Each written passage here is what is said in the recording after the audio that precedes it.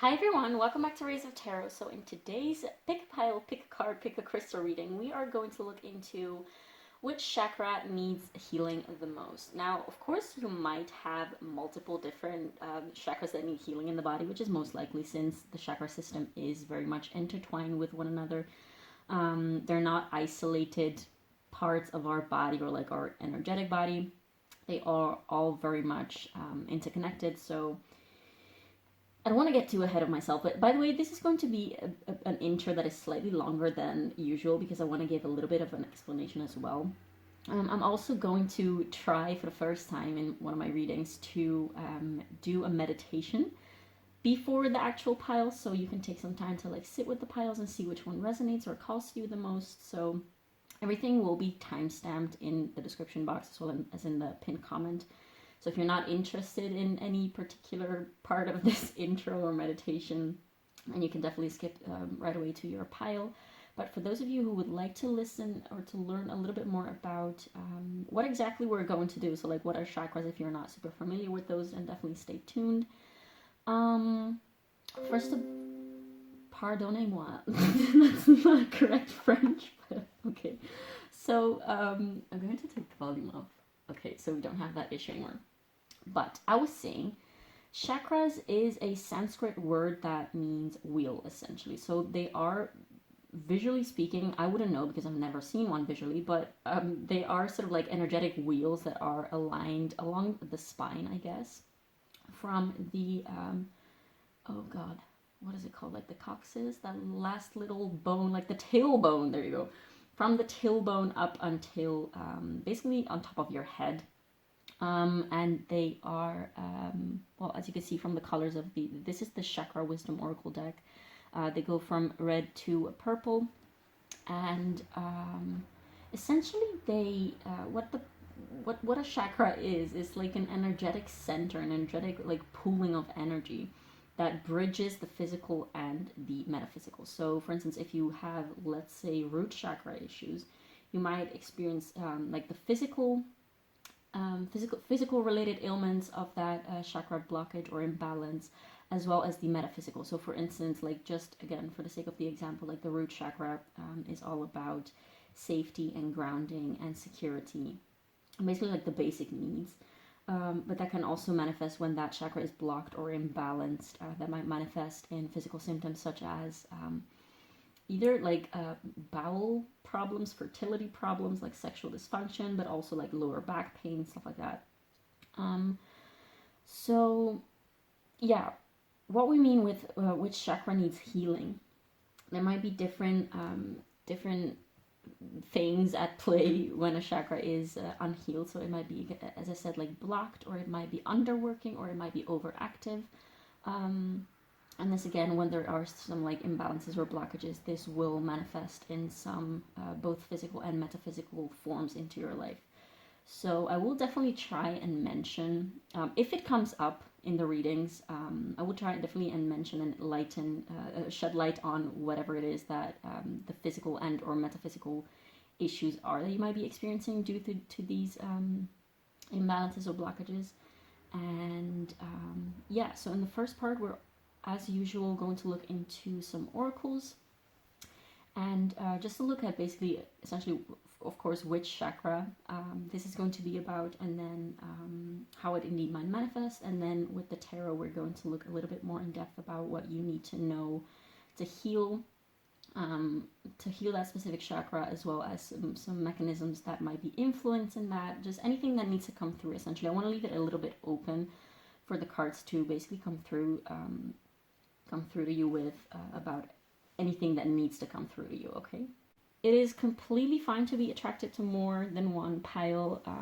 Of course, like every single reading will just shed light on one singular individual aspect of potential chakra and blockages and imbalances. So of course, like one reading will never show the entire picture of someone's life, okay? So keep that in mind, and also definitely keep in mind that this is a general collective reading.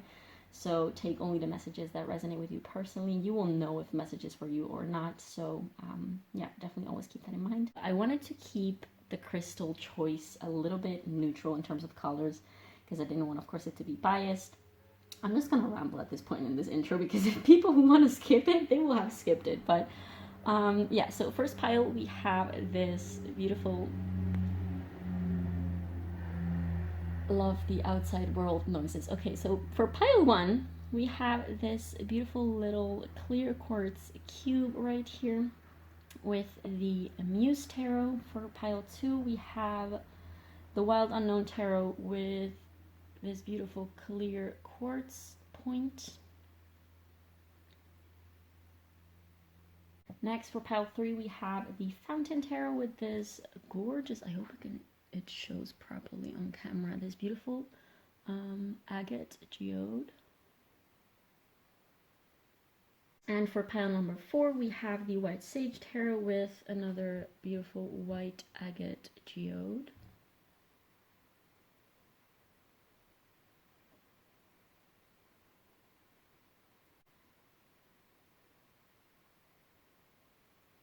So for those of you who do want to use the meditation to connect a little bit with the crystals and the decks, I will put, I don't know how long, I will just see how long it feels right when I'm editing this video, but I will definitely just leave some time for you to connect with the decks, as well as show you again the crystals if you want to connect more into depth with those.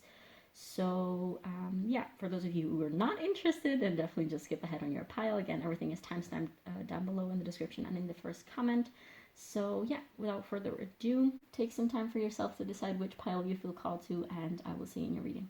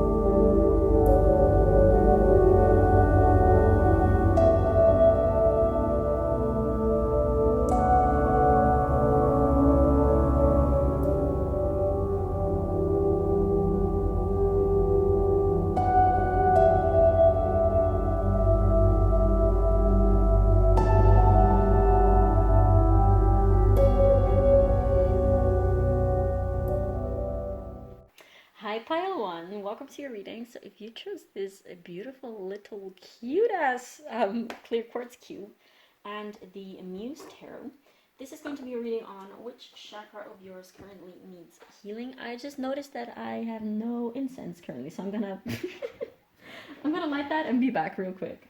Okay, we were saying, so this is going to be a reading on whatever chakra right now needs healing the most inside of you. Of course, again, this is a general reading and it is only going to shed light on one specific aspect. So if you definitely, if you felt called to more piles, then definitely go check those out, because again, every single reading will only shed light on one specific aspect. Plus, as I explained in the intro, by the way, if you have skipped the intro and are more interested in learning a little bit, just like very quick intro, I did it. It's not that it's like a super extensive explanation of the chakras, but I explain a little bit more about that in the intro. So definitely, if you skip that and you would like to hear more about that, go back, I guess. But the chakras are not isolated parts of the body and the energetic body. So definitely, if one chakra is blocked or imbalanced, that might definitely flow over or affect basically the nearby chakras. But yes, this specific card right here from the Chakra Wisdom Oracle is going to show us which chakra specifically this reading is going to be about, and then we're going to look into these pre-shuffled oracles, essentially to go a little bit more in depth about what is going on with this either blockage or imbalance. And why is there always tiny little flies? Friend. Okay. We're going to look into these to go a little bit more in depth about what is going on essentially with the chakra. And then afterwards, we're going to look into the tarot, basically just to have a little bit of a clearer vision and idea of what we're talking about and what is going on and what you might need to do to heal it. And at the end, we're going to look into advice. Okay, so without further ado, the grand reveal of the chakra that we're going to be talking about today for you is the solar plexus chakra with joy. Such a beautiful card. Okay, so what about this solar plexus card? We have Black Bear with Guardian, gentle and wise protector, give me your confidence and power. Aha, that sounds pretty much solar plexus-y. Help me protect the ones I love, awaken my intuition and guide me. Yes. There's also some like yellow tints in this card, which I think it's very on brand for this reading. We love to see that.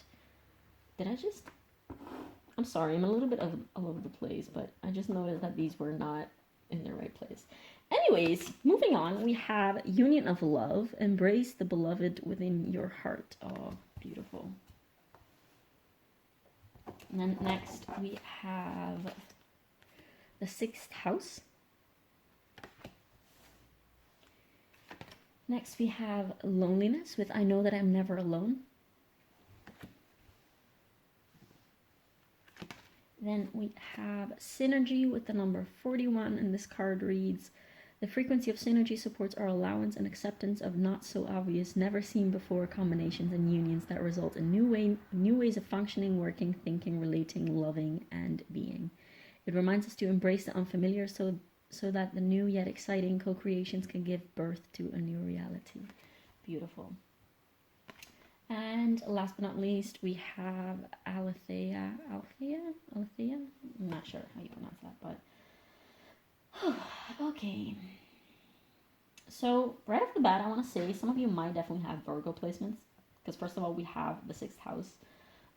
Second of all, the solar plexus in terms of how it manifests physically. Of course, it's like the right above the navel chakra, so it's the 3rd chakra.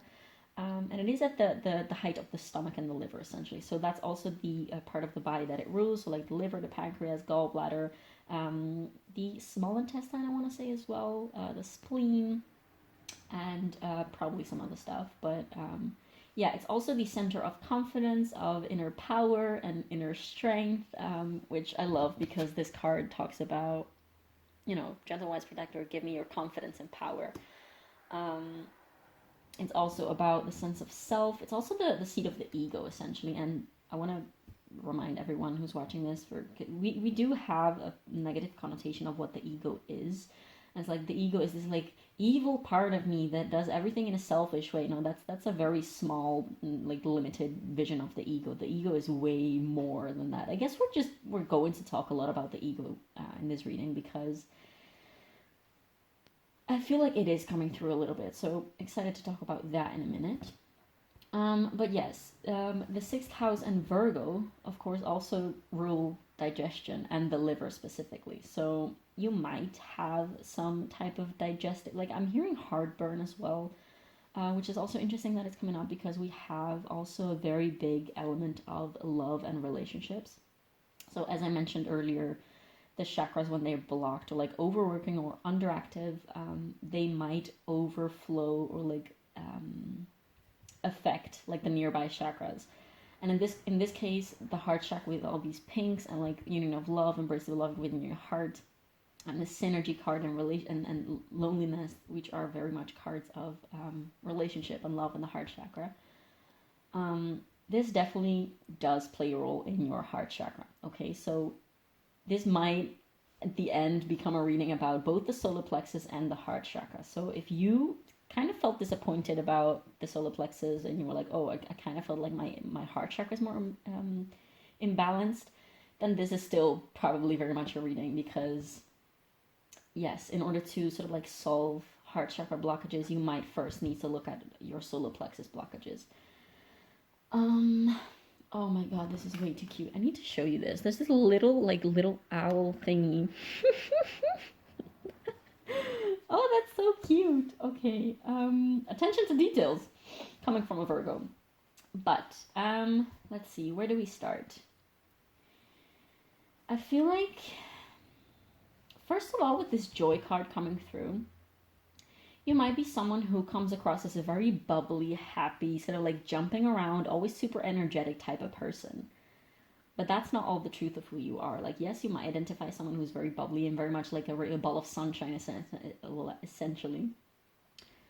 But people might not often see the sort of like, I want to say darker, like there's a lot of light around you, just like a lot of like sunshine energy. You're very much outgoing and out there and sort of like very energetic in that sense, but people might not really see the other side of you, which of course that's not all you are.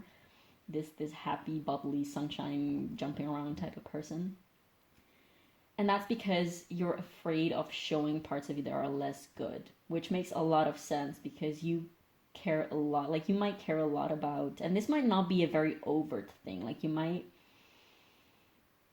not even be aware of this thing, but you really care about how other people see you.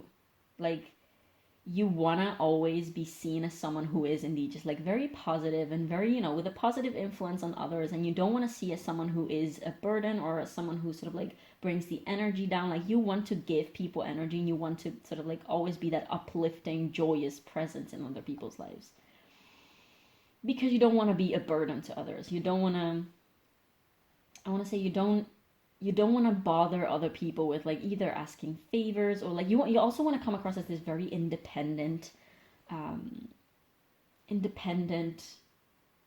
type of soul who doesn't need anyone. Like, again, like very strong Virgo energy coming through. Hi, fellow Virgos. Doesn't have to be, of course. Like, you might have 6 house placements, you might have whatever. It doesn't really matter. You don't even have to have Virgo placements at all in your chart. But yeah, as I was saying, you don't want to come across as someone who is weak, as someone who struggles a lot. Like, you might just always be one of those people who says like, oh yeah, I'm doing fine, and even if there's something going wrong, you're like, oh yeah, I'm struggling with this, but it's all good anyway. Like, I'm gonna get through it, I'm gonna be fine, don't worry about it. And when people try to help you, you're like, oh no, don't worry about it. Like, you might have resistance to actually let people help you, because first of all, you might be always the one who wants to help others, which also, like, it's a very beautiful trait to have. It's really great if you're one of those people who wants to be there for people and who doesn't want to judge others and who wants to be a safe space for other people to sort of like open up and be themselves and show their negative emotions as well and their shadow. But it might be very hard for you to actually allow yourself to be in that vulnerable state with others. Like, it's sort of like when you're the helper, you feel this boost of confidence and this boost of like, oh, I'm useful right now. Like, I'm serving this person and this is giving me a lot of confidence, essentially. But when you're on the other side of the person who needs help, you feel like you're below that. And it's not necessarily that when you're helping people, you see yourself as above that. Like, it might be, like, maybe subconsciously your ego. Actually, yeah, I think that it is a thing. Like, when you are helping others, you feel like you have some type of worth. And that gives you more value and more, like, usefulness, I want to say. But when you are on the other side of the person who needs support and the person who needs to sort of like be vulnerable and share their emotions and share the fact that they might not be doing super great at this time, you feel like you're inferior. And again, this is a very subtle, like, ego shadow thing, okay? So it's not that you actively have thoughts like that, like, oh, I am inferior if I need help. No, that's a very subtle subconscious pattern, essentially. You might be someone who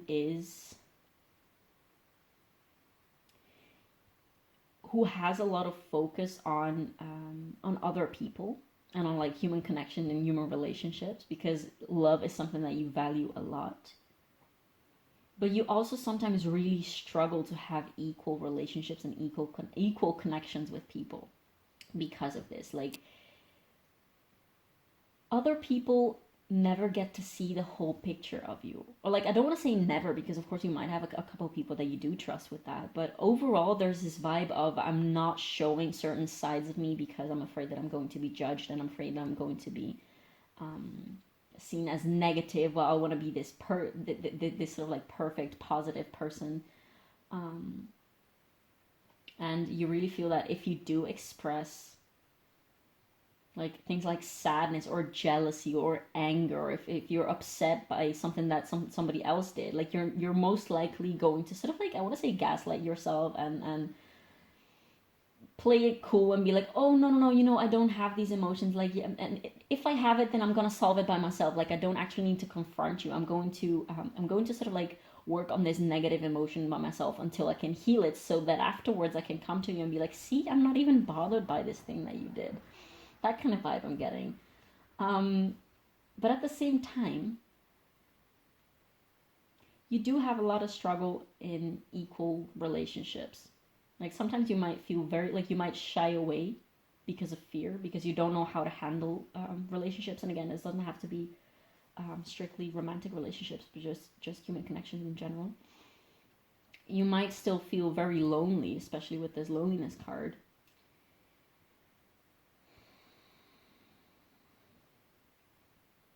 And that's mainly because you don't allow people, or like you're very rarely, like with a lot of effort, it takes a lot of effort out of you to show certain, like, what you would deem lower and darker and negative parts of you to others. Well, you're only offering like your beauty and your light and your gifts to the world, but you don't really allowing yourself to be vulnerable in that sense, in the same way that you really want others to do with you. Now, with this Althea card, this card talks about truth. So there's definitely also a tinge of throat chakra. I mean, of course, like, if this is about expression, like the throat, the solar plexus, the heart chakra, and the throat chakra are very much interconnected. And often the solar plexus and the throat chakra, also like imbalances in those chakras, go together, because speaking your truth takes a lot of confidence. If you don't have a lot of confidence in that sense, just like to put it in very few words, if you don't have a lot of confidence or a lot of self-worth, then you're going to struggle with speaking those things out. And if you have sort of like a stagnant or blocked solar plexus, you're likely going to have issues also with expressing yourself calmly and collectedly, because if the solar plexus and all those feelings are sort of like trapped and bottled up in there, then when you do finally speak out, it might just come out all at once and sort of like explode onto you and onto potentially others. Now, this Althea card, first of all, I need to mention that everything that happens around you, like, especially, like, you might be a very, like, your solar plexus is just very, I want to say, overactive. Not overactive in the sense that you have too much, like you're overly self-absorbed, but in the sense that it's very open, like you're very sensitive to other people's, I want to say, energies and opinions, and just, you might be one of those people who struggles to know what is yours and what is not, in terms of energies, in terms of opinions, in terms of ideas. Like, you might hear something. I'm also getting Libra energies very much, big time, Libra, Virgo.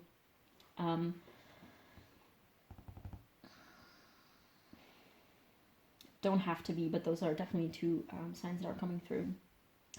If someone says something, you definitely will see the truth of that, and that's because you might struggle with discerning what is mine and what isn't, like what is mine and what is yours.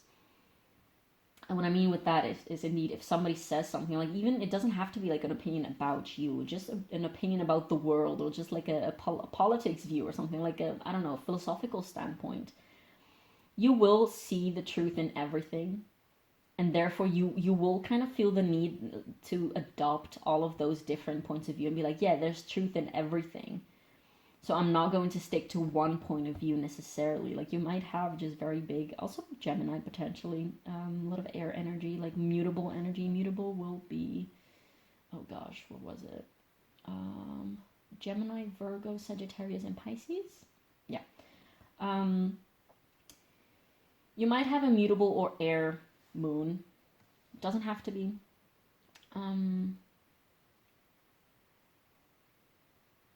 But yes, you might have some struggle, like some trouble with sticking to your own values and opinions. So if you have a very strong, which also leads to boundaries essentially, like the solar plexus also has a lot to do with boundaries. So if you have an opinion, or if you have a standpoint, if you have a belief or a value, and someone sort of like counteracts that, then you're very most likely going to be like, oh yeah, you're absolutely right, and you're not going to sort of like, which is it's a good trait to have, but of course because if you're only ever stuck too much in your own ways and your own beliefs, then that's basically limiting you and just making you a very fixed, I guess, and narrow vision, and sort of like in a square, in a box type of person. So it is good to like take into account other people's opinions and other people's views and other people's standpoints. But I feel like you're taking it to the extreme in which you let all of those outside influences and outside forces and outside opinions and words and thoughts and energies sort of like annihilate and invalidate your own standpoints. So sometimes you might feel very lost, as in like, oh yeah, I get it. Yeah. You might feel very lost about what is it that I believe. Like, what is my... You might... I'm getting strong, like, nihilism vibes. Like, you might have struggled with that in the past or right now. Or you might have, like, nihilist tendencies. Because you can see the truth in so many things. And that also makes you see, like, okay, but if this part is true, then what does it say about the opposite? Like, there's not one truth, and so what is my truth? You have this sort of like lost, a little lost vision about what to believe about the world and of yourself, essentially. Like, you might be, of course, like, this is something that probably everyone deals with, but you might be very intensely, I'm getting Gemini vibes, like very intensely. Sometimes you're like, oh yeah, I'm the shit. I'm so freaking amazing. Like, look at all the things that I'm doing and all the like, I've so much value inside of me. And the next day you're like, wow, I'm a piece of shit. I'm worth absolutely nothing. And everything that people say bad about me is completely right. And the next day you might be like, you know what? Fuck what people say about me. I know my worth. And just a lot of,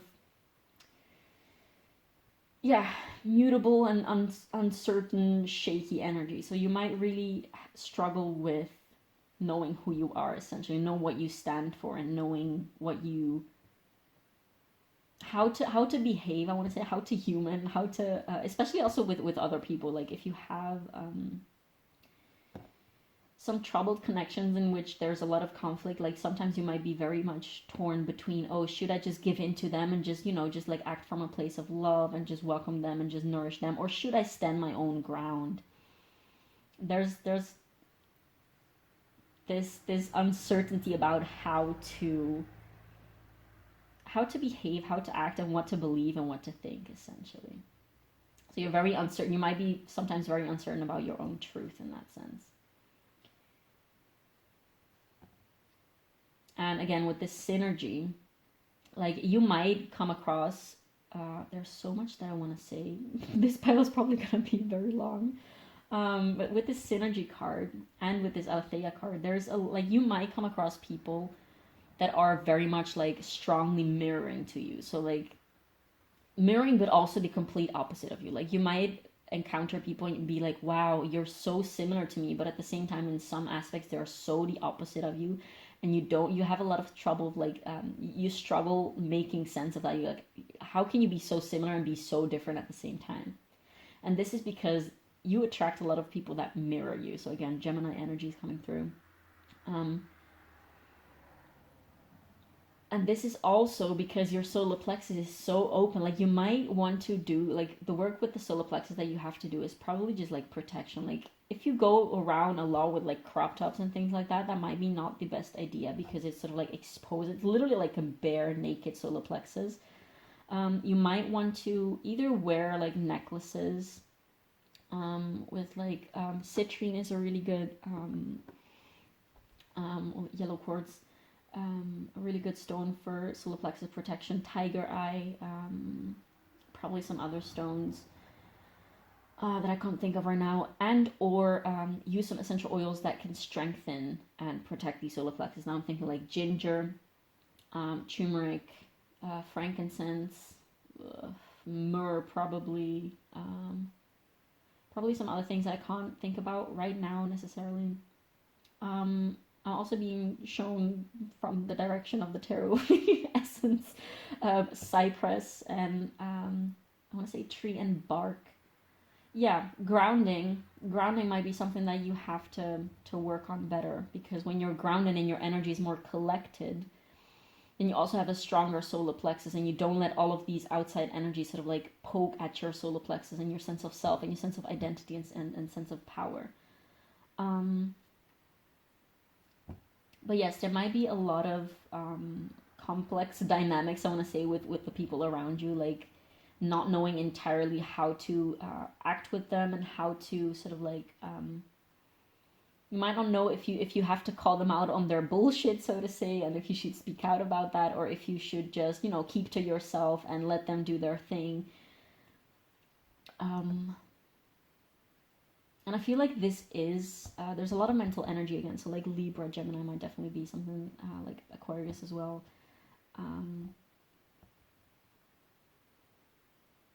I didn't mention it at the beginning, but the element of the solar plexus chakra is the fire element, and it is a masculine chakra, because all the chakras have like a masculine and feminine, like an element that is related to that.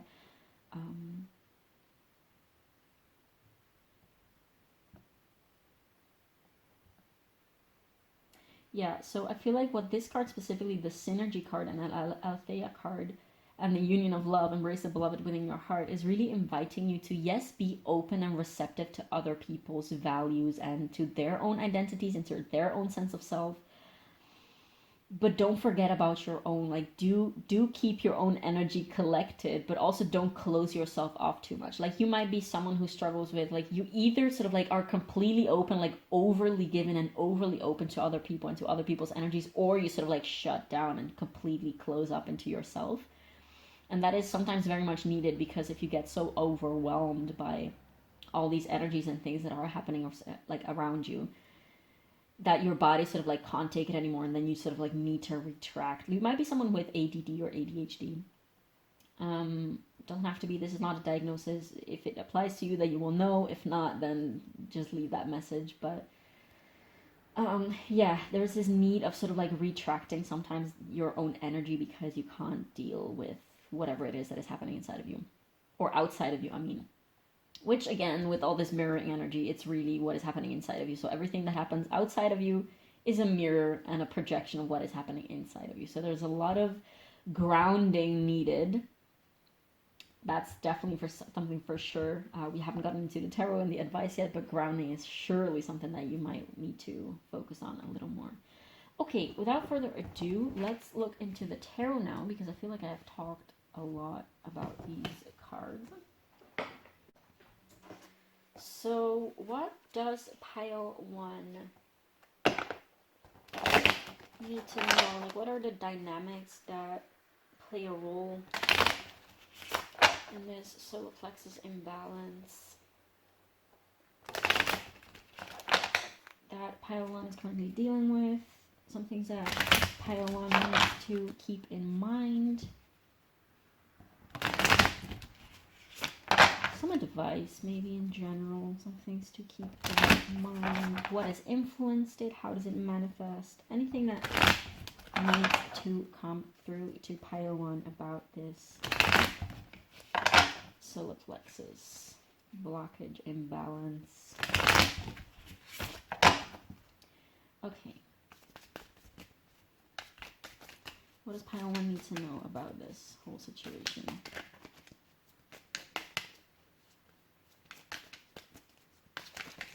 What does pile 1 need to focus on in order to heal? Yes, I think that's a better question. What does pile 1 need to focus on in order to heal, protect their solar plexus energy? What does pile 1 need to do, need to know, need to heal in order to protect their solar plexus? Okay. Okay, so we have one card, which is the Six of Swords in reverse.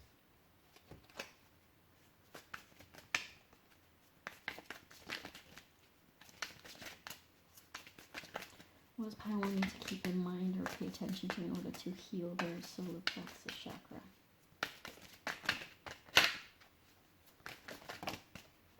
So we have two cards. We have the Wheel of Fortune in reverse. And we have the Queen of Pentacles in reverse. So first thing that is coming through for you is things are not happening to you. Things are happening, like you do have very much influence about how, first of all, how you perceive things. Like you do get to choose. You do get to define who you are, okay? So like if you are unsure about who you are and what you stand for, and if you're being overwhelmed by this not knowing essentially what you stand for, what you want, and your own truth and your own values and ideas, then you get to freaking decide. Like you can say like, okay, you know what? I'm just going to decide that this is what I'm going to focus on today and see how that fits. If that makes sense. So like if you are in sort of like conflict with a person, you're like, I don't know what to believe. I don't know what to do. I don't know what basically, I don't freaking know what's going on. Then decide, like make a choice and see how that fits. Be open to challenge your own beliefs, but don't let everything sort of like, how do I explain this?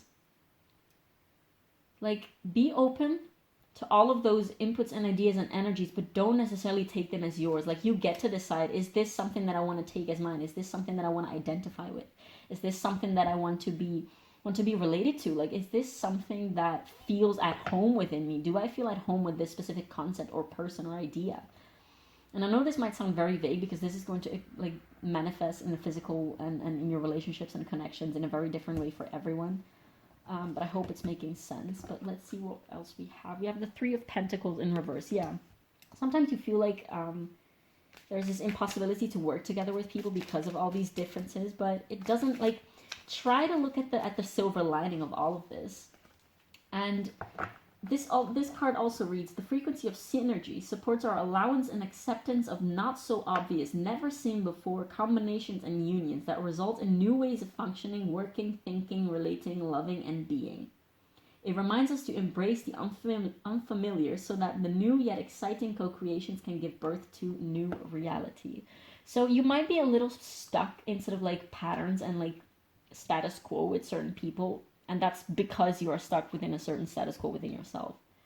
So some of you definitely might be dealing with like a stagnant solar plexus, and you might be struggling with sort of like developing an idea of who you are. You feel sort of really stuck and like you're not really growing and you're not really proceeding. And then again, that all goes back to the ego. Like the ego has a specific idea of the self.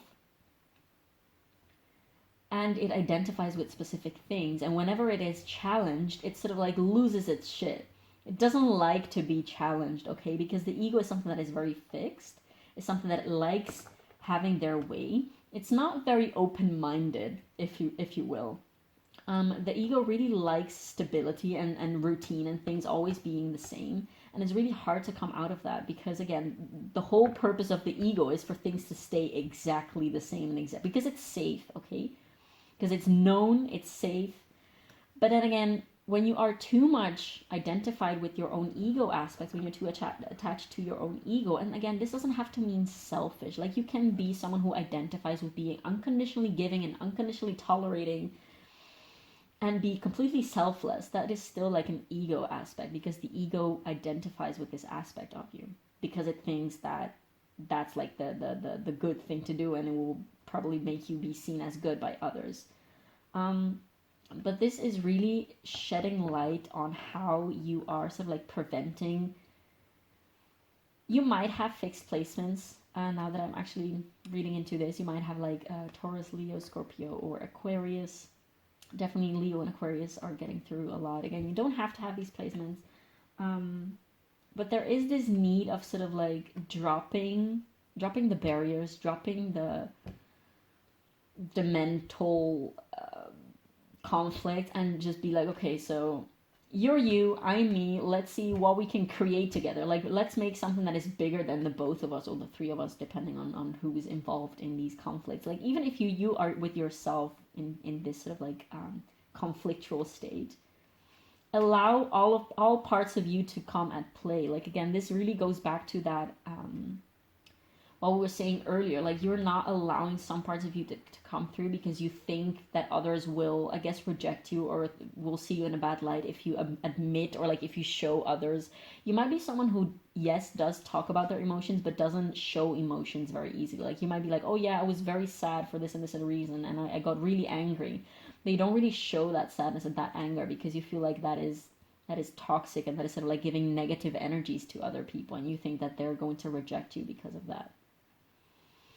But okay, we have the Ace of Swords. There's a lot of owl imagery. We have an owl here in the 6th house. We have an owl here in the Ace of Swords.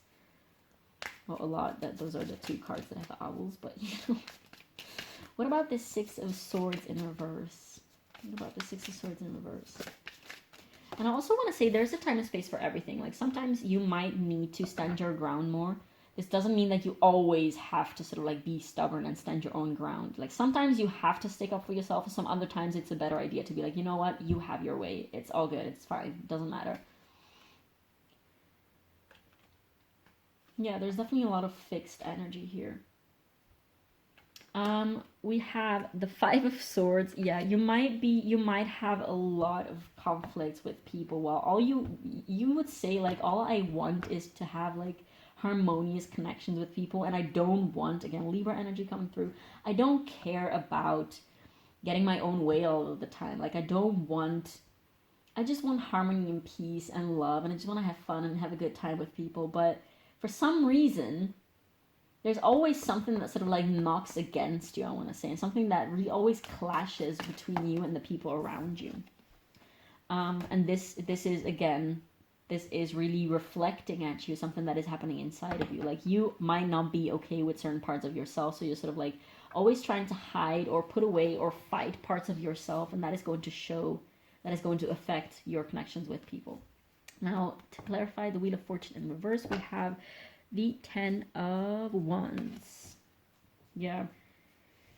You feel like you also always have to control, again, fixed energy coming through, also with the wheel, Leo, Aquarius, Scorpio, Taurus, not in that order, but that's okay. You feel like you always have to be the one to make things right, what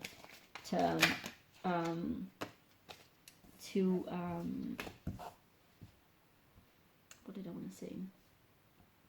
You feel like the responsibility is always on you, and sometimes you might lash out and be like, you know what, fuck this shit, like, I don't even want to deal with this anymore because I'm trying my best, I'm doing everything that I can, yet it never seems to work out.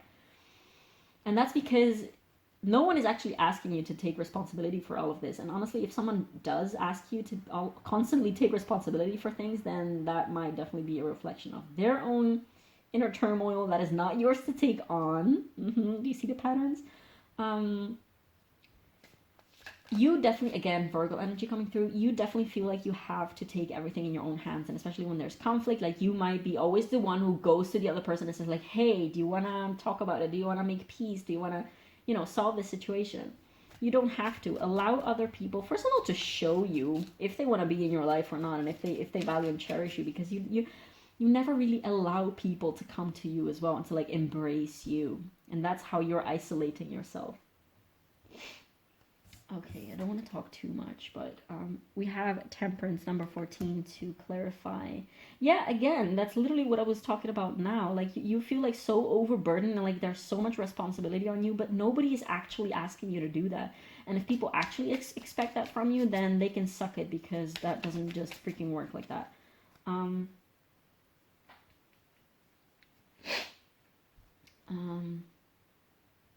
There needs to be a balance in relationships. Like, it's all about give and take. Like, if you're in connections in which you're always the one sort of like giving in, and the other person is never accommodating you or never trying to make things work with you, and they only think about themselves, then that's probably not a good connection for you to be in.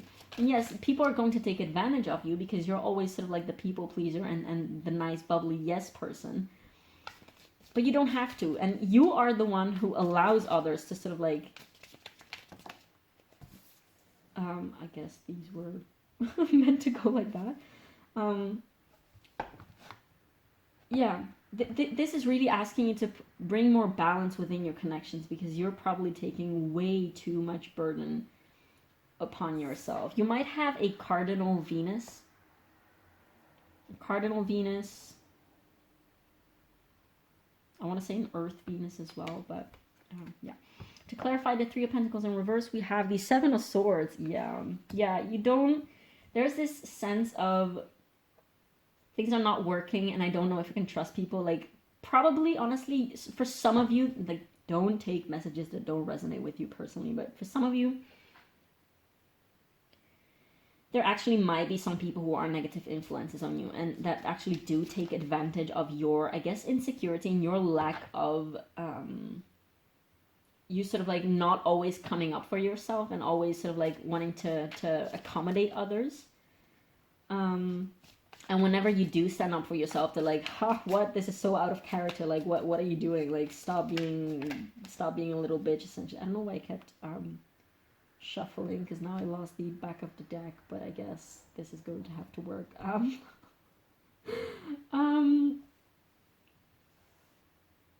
Very scattered energy. There's so much going on. There's a lot of fire energy. I don't know if I've been like speaking very, what is it, like vehemently, energetically, very fiery. And I keep just randomly pulling cards, I guess. We have the Nine of Pentacles. And to clarify the Ace of Swords, we have the Five of Cups. Yeah, you need to speak up about when people hurt you.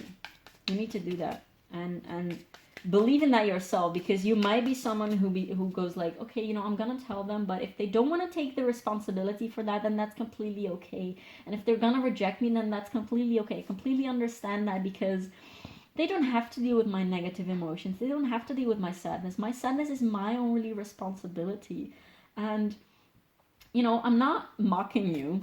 I'm just hoping that you will see how silly this is. Because if somebody hurts you, then yes, that is partly their responsibility. Of course, you are responsible for your own traumas and your own wounds. Those are yours to deal with. But if you surround yourself with people who don't even want to make you feel comfortable, and people who don't care about seeing you heal, and people who don't care about you being well and being okay, then honestly, what the fuck? What the fuck?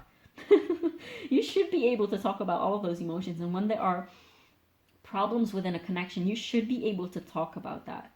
And those people, if they care about you, they will care about talking that through and about making it right. Your true friends, people who truly care about you, will never say like, oh honey, I don't care, just like deal with it yourself, because it's not my responsibility. That's bypassing, okay?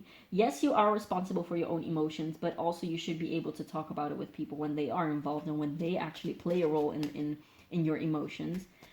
And people who care about you will care about not making you feel like crap the whole freaking time, okay? I'm pretty sure some of you needed to hear that. What about this Nine of Pentacles? We have the Queen of freaking Swords. We have emotions, materials, voices, and inspiration. So it's always connecting a little. And then we have the Tower in reverse. So yeah, you're really scared of conflict. You're really scared of, what is below that? The Four of Swords. Yeah. In order to avoid conflict, you really retract within yourself. You really retreat within yourself. Earlier, while shuffling, I saw the Hermit card as well. You might be someone who indeed doesn't want to confront people. And also on the flip side, if people confront you and people are confrontational to you, you might indeed just like retract and sort of like retreat your own energy, but like, no, I can't deal with this. Like this is so uncomfortable. But again, the people who care about you and the people who are meant to be in your life and the people who are sort of like your soul tribe and your true friends, they will, like, you can't ruin a real connection by wanting to talk about things. You can't ruin a connection by addressing problems within the connection. Because addressing problems within a connection is not a threat to the connection. It's rather a way of saying like, hey, I care about you, and I also really value what we have, but this is uncomfortable, and I don't want it to be uncomfortable. So can we do something, and can we get on the same page and do something to make this work so that we both can be happy and that we both can like rise above these stupid, silly problems that we're dealing, because we both are so much more worth and so much more powerful than all of these like silly, bickering human problems and things. And let's synergize. Let's put together our forces and our energies, and let's make something beautiful out of this. Like if there is a problem and you don't work through it, then yeah, then you're going to be like a lesser version of what you could be. Don't be afraid of those tower moments, because a lot of the time those tower moments, when you go through a tower moment with someone, yes, that either breaks or makes a connection. But guess what? If it breaks the connection, then that connection was always meant to be broken, and it was not going to benefit you by keeping going. Because let's remember, the tower only breaks because the foundation wasn't solid. And the tower is only meant to break by divine intervention, when it is something that is not supposed to either stay the same and evolve, or when it's literally just not supposed to be there in your life, and then it's just supposed to be gone. So again, if you go through tower moments with people and you're afraid of it breaking your connection, first of all, the connections that are real will actually make it through that tower moment stronger than before. And if they actually are broken by that tower moment, then I guess that person was supposed to be in your life for a season and a reason. Wait, what was that? For a season, not a reason. For a reason, not a season. Anyway, it was supposed to be there for a very specific lesson that you most likely will have gone through at this point after that tower moment.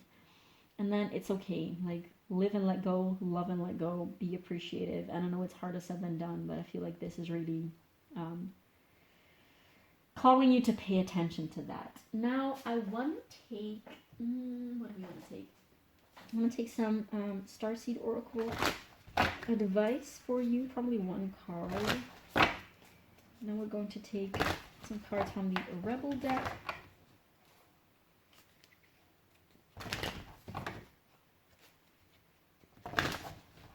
Okay, what do we have for pile 1 in the solar plexus? Okay, yeah. Trust the timing. Trust the wave you came in on. Time is not running out. I mean, that is, I guess, just calling to that tower energy that was just talking about right now, about trusting that if people are meant to be there for only a lesson, then allow that to happen. Of course, like, you might be very attached to your connections, especially with the solar plexus imbalance. And if you do put your worth and your value, your own worth and value, and how much, based on the other people in your life, basically, of how much you can accommodate them and be of value to them, I really feel like you need to break down this specific pattern. Like, your value and your worth as a human is not depending on how much you can do or signify, or how much of a positive impact you can be on someone else's life. Like, you can't be, of course, that's a beautiful thing, to be of positive impact on someone else's life, and you probably have done that a lot, because otherwise this would not be your energy. And if you value that so much, it means that you have felt that before. Like, people might have told you, like, oh wow, you've got such a positive, you're such a beautiful positive influence in my life, and thank you so much for that. And yes, that is a beautiful thing, and you should keep that, definitely. But you can't do that with everyone. Like, what about yourself? Are you impacting your own life in a very positive way? Are you even valuing people who impact your life positively, or are you just taking everyone and expecting yourself to be really positive and beautiful and amazing for everyone else? Do you know what I mean? Now, I want to take one of these cards. Something that you might need to pay attention to. What do we have for pile 1? What do we have for pile 1? Advice for pile 1. We have judgment, again with Libra energy. I understand that everyone has their own unique path and challenges. Exactly. You included, and you're allowed to have challenges. I know that you don't like hearing this. You're allowed to have challenges, okay? Wait. That doesn't make you less of a person. That doesn't mean that you're less worthy or useful if you're not constantly okay all of the time. That just means that you're human. Guess what? You're human to... You're here on Earth to human, okay? You can't expect yourself to be perfect all of the freaking time. Okay, so humans make mistakes. I also feel called to say humans make mistakes, and you're human, and you probably have made a lot of mistakes in your life, which is completely fine as long as you learn from them. And other people are also going to make mistakes, okay? So not everything is very black and white. Like, you might definitely be someone who tends to live life in black and white, or like see life in black and white. So like it's either this or either that. I'm either a great person or I suck. No, guess what? There are parts of you that suck and parts of you that are freaking amazing. And this is said with all the love that I have inside of me, and with this, obviously, it's like, it all depends on how you're looking at it, okay? So, yeah. Don't comment me in the comments because I said that some parts of you suck. This is meant in the most loving way that I could. Like, it's okay for some parts of you to suck. It's not that it's super bad if some parts of you just, like, aren't great. Like, you can't expect yourself to be super great all the time. Speak out. What were we just talking about? Basically, the whole freaking reading. Speak out. You might definitely have some like throat chakra stuff going on as well. Throat chakra, heart chakra, and solar plexus chakra. Now we have another card that flipped over, and it was trust. Like, trust yourself, trust the universe, trust. Here again, that's definitely something. Also with the seven of swords coming out, trust might definitely be something that some of you are struggling with. Trust yourself first of all, because I always say, if you don't trust yourself, then yes, you can't even trust other people, because if you put yourself in the hands of other people, you never know what's going to happen. But if you trust yourself, it doesn't even matter what other people say, do, or whatever, because you know that you can trust yourself to pull yourself out of situations that you know are not good for you. Thoughts. Be mindful of your thoughts. There's a lot of mental energy. Some of you definitely might have like an air moon or like air placements. So definitely be mindful of your thoughts. Like, grounding and meditation might definitely be something that you might want to focus on if you're not already doing that. Okay. We have, let's take these. We have, okay, sacral chakra. Some of you, that might be a specific message, which of course, like, it's the chakra that goes below the solar plexus, which is also all about emotions and letting things flow. Like, I'm getting some of you might have a stagnant sacral chakra, where emotions, you're not really allowing your emotions to flow. Yeah. Make a wish. Okay, I don't recall channeling that message, but for some of you, if you're hoping for something and you don't even dare to wish for it because it might not come, or you don't believe that you can have it, this is your sign. This is probably going to resonate with very few of you because it's very specific, but this is your sign that actually do place that order into the universe, and they will be delivered to you. And again, you might believe that you don't deserve it, because that's also, oh, this card also wanted to come out, alchemy. It's not something that some of you are interested in, or but yes, I was talking about this one first. Make a wish. Like, sometimes you might believe that you don't deserve good things, or that you don't deserve to have the things that you want, and that is absolute bullcrap. And that is also a part of your sense of self and your self-worth. Like, if you have low self-worth, then yes, you're going to have a lot of trouble with manifesting things like abundance and good connections and healthy relationships and stuff like that, because low-key, secretly in your shadow self, you really believe that you're not gonna get it, because good things just don't happen to you, and you have to like caretake other people's needs and you know, all of that, everything that we just talked about. Now, last deck for advice for pile 1. My favorite advice deck. It's the Rebel deck. It's a little crude sometimes. So yeah, take them as they resonate. I love this deck. Anything that it has to say, I'm like, yes. Yes, call me out on my shit more, please. Okay, let's see what we have here for pile 1. What do we have here for pile 1? Some advice for pile 1 to heal their solar plexus chakra.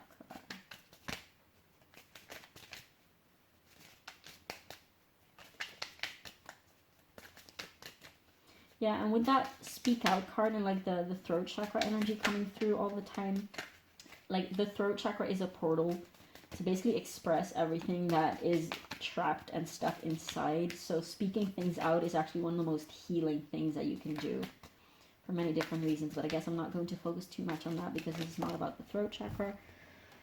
Whatever you're thinking about, don't do it. Now is not the fucking time.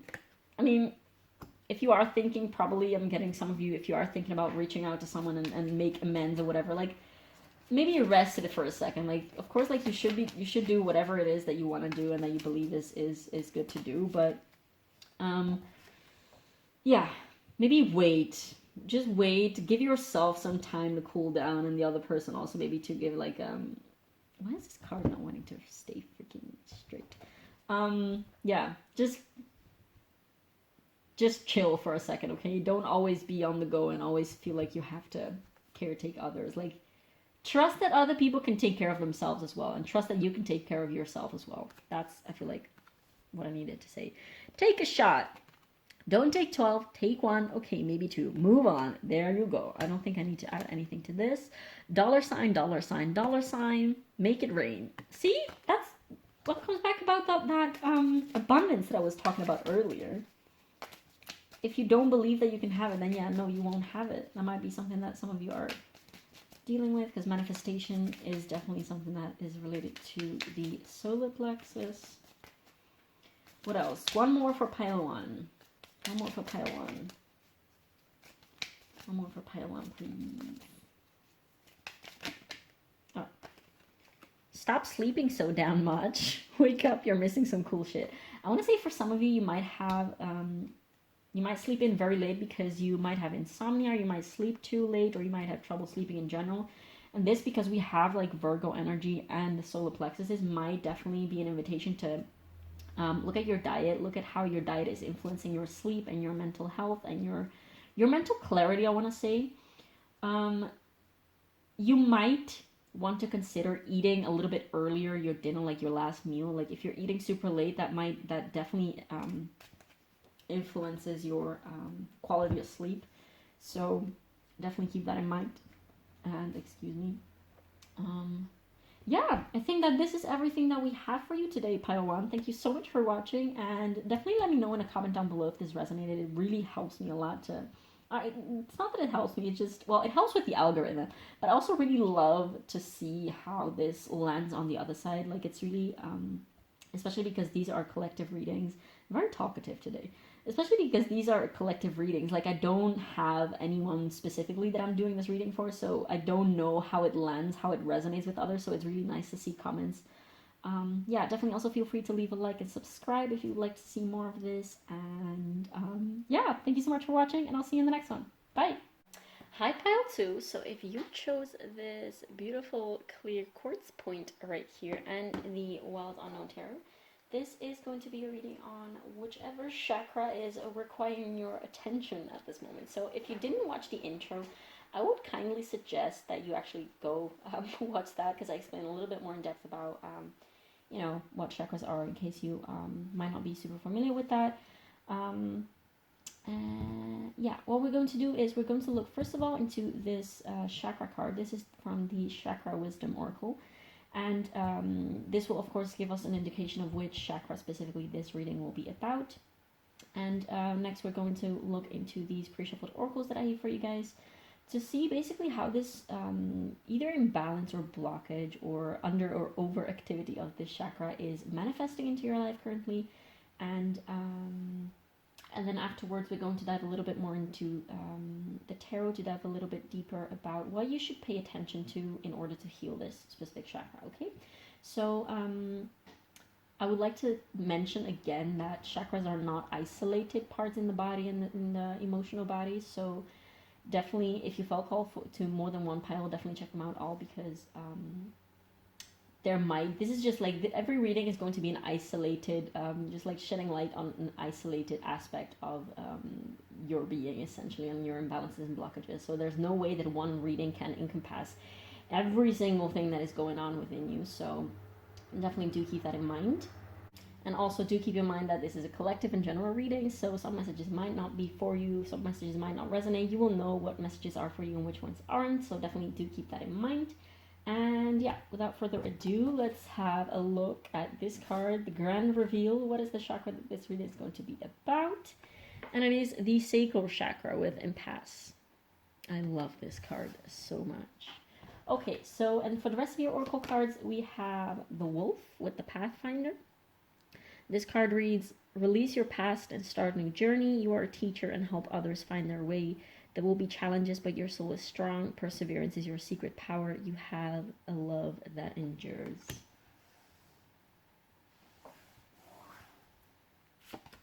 Next, we have Silencing the Mind with Let Silence Guide You to Your Inner Peace. Then we have the element of fire with Aries, Leo, Sag. Next we have doubt with our release the need to know all the answers. And we have the heart chakra with number 4. The frequency of the heart chakra, the green flower of life, supports our capacity to love deeply and unconditionally. Its healing properties harmonize the mind and the body. Okay. And next we have the crone with number 13. Now, first of all, this might resonate for some of you, but the heart chakra might be the strongest of your chakras. And right away, something that I'm coming through is in order to heal anything, like any type of chakra. I don't want to say anything because, you know, there might be some things that are exceptions, but you can use the power of your heart chakra to heal other weaker chakras in that sense. So you might resonate with that. We definitely do have a lot of, well, not a lot. We have fire. We have the fire element. So you might have dominant fire and or water in your chart. Doesn't have to. I'm also getting some earth. I mean, the next we only have air left, so take that as it resonates. Okay, so first and foremost, what the sacral chakra is about, it is, first of all, a feminine energy center in the body, and it is ruled by the element of water. So the sacral chakra is just below the navel. So organs that are related to the sacral chakra are, of course, like the womb, the ovaries, everything reproductive system related, as well as the bowels. So the lower intestines, and I want to say also the kidneys, but I'm not entirely sure. Yeah, I believe so. Kidneys, because they're ruled by water as well. As well as like the lower area of the back. It is also the seat of emotions. It is also strictly related to the moon, which is interesting because we do have a little moon right here.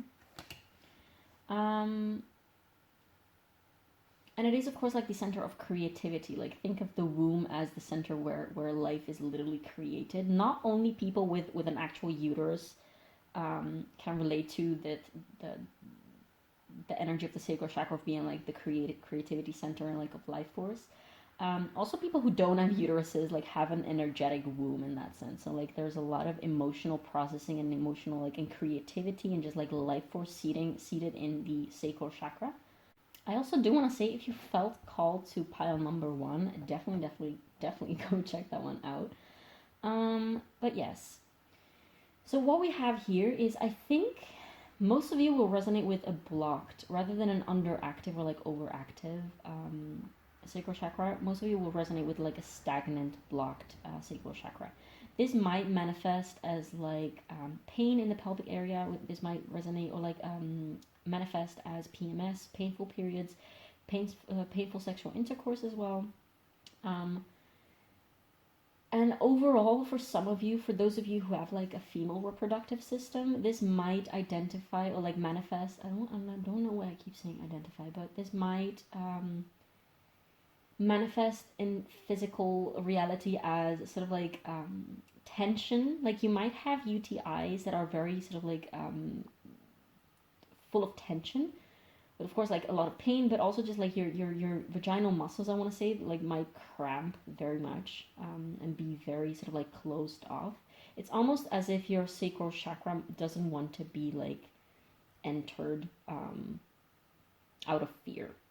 So there's definitely an element of fear and anxiety right here that might be influencing the flow and flux of the sacral chakra emotional waters. Again, there's this image of water, of sort of like troubled water that isn't super clear, because there might be a lot of like stagnant energy right there. You might also, definitely some of you, for those of you who have periods, doesn't have to have regular periods. Like if anything, there might be like if you chose this pile, if this is your energy, then you might definitely have some type of like irregularity within your period if you do have periods.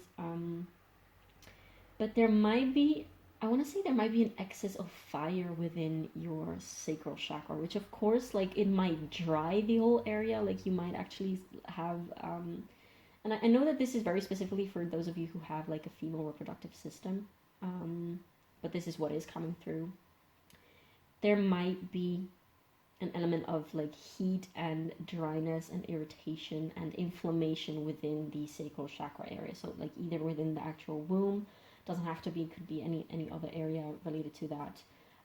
But there is this stagnancy slash lack of flux of water.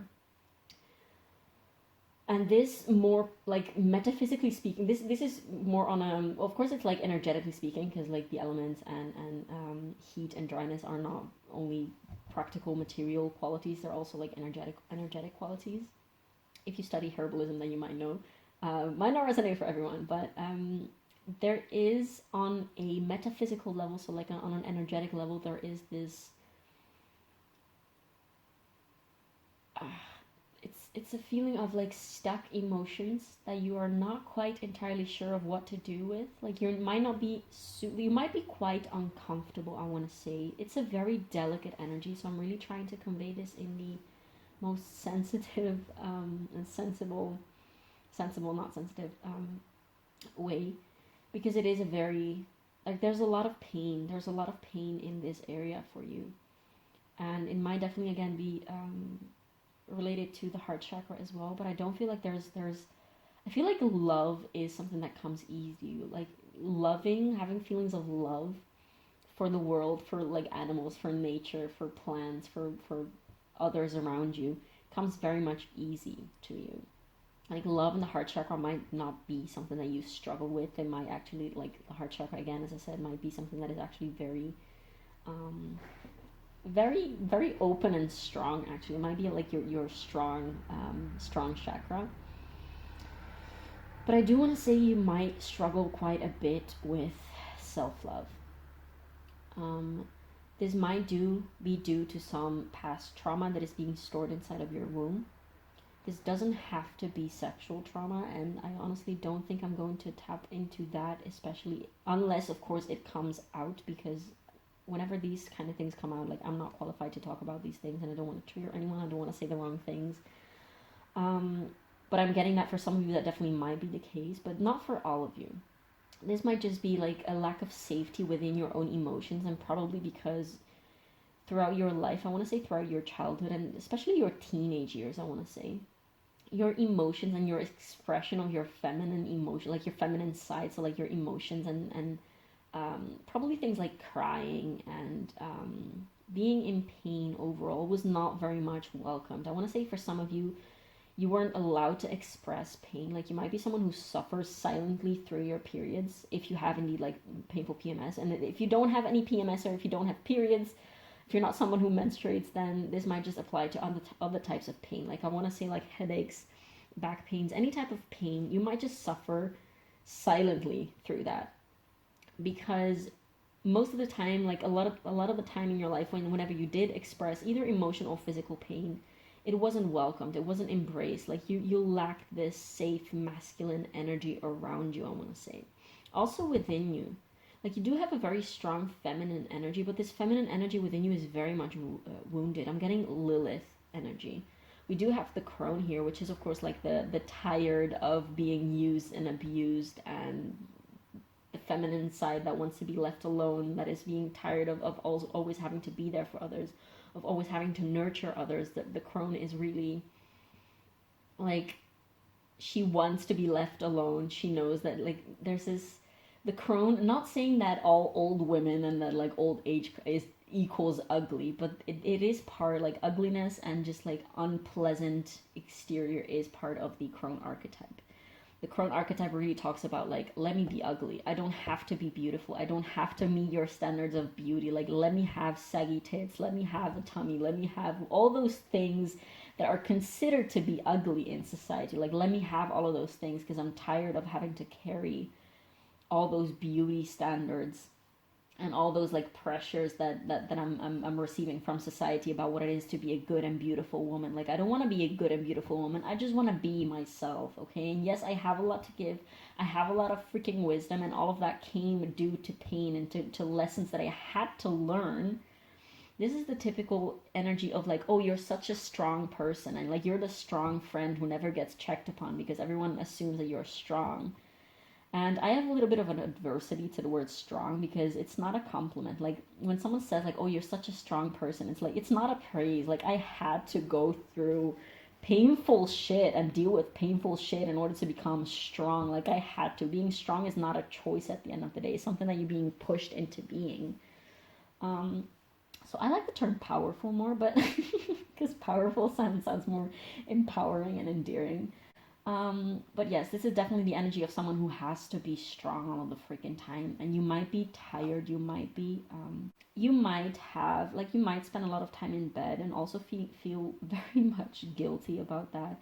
Especially when, for instance, like, you're suffering from either PMS, I want to say, because like Lilith and period pain is coming through right now strongly, but it doesn't have to be. It could be any other type of pain. Could be just tiredness, could literally just be like really being tired and not having the energy to like go to school, go to uni, go to work, go do errands or whatever. There's this feeling or this image of you sort of like laying in bed with no freaking energy, with exhaustion within your whole freaking body, and having to get up and be like, okay, I have to get up and do things, but I don't have the freaking energy for it. And honestly, the pain that you're experiencing and the tiredness that you're experiencing is strictly related to this whole dynamic. Like, the fact that you're not allowing yourself for rest, so that you're not being allowed, also I want to say by society and by people around you, that you're not being allowed to take rest. That is why you're having these pains and why you're having this tiredness. Like, your body is screaming for your attention. Like, your emotions are screaming for your attention because you don't have any space or time to pay attention to your emotions because you're always so busy doing things. Like, I have this feeling that you're being pushed into your masculine energy a lot of the time while you don't, not by choice. Like, you have to do things and you have to like constantly keep going. Not because you want to, but because you're being required to. And you sort of like have to fulfill these duties, whatever it is that you have. Like, you might be a parent for some of you. Not gonna resonate for everyone. Like, you might just be going to uni, you might have a job, you might have your own business, doesn't matter. Whatever it is that you like have to do leaves so little time, or like you're leaving so little time for yourself to sit with your emotions and to sort of like meditate and like light a candle and just be with yourself and sort of like light some incense and take some essential oils and delve and dive deep into your senses and just dive into your feminine.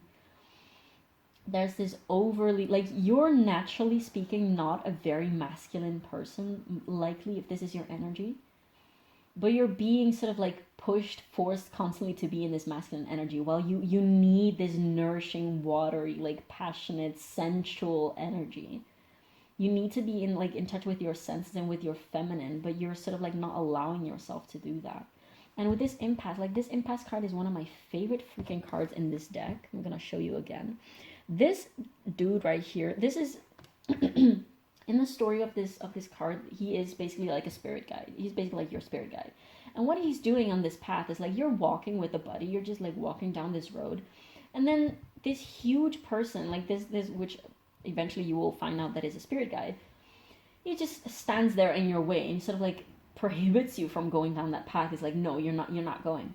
You're just not moving. Like, I'm not gonna move. You need to go somewhere else because I'm not allowing you to go down this road. And you're gonna be like really pissed off, be like, dude, move. Like, I want to just go there. I was just walking. Why do you have to like get in my way? Why do you have to block my way, essentially? Why are you like, move, bitch, get out the way. Why are you minding my business? Like, just let me go. Eventually, the story of this card says like you and your buddy just like turn around and sort of like pissed off and be like, oh, you know what, whatever, like go suck one, I'm just gonna go my other way. Turns out that if you would have gone down this way, there would have been like a snow avalanche that would have basically like hit you, turned you over, and killed you essentially. So what this card is about like divine rejection is rejection is divine protection. So when something is not working out, when something is not working, when something is not happening, when something is like blocking you, there is a very specific reason why that thing is blocked.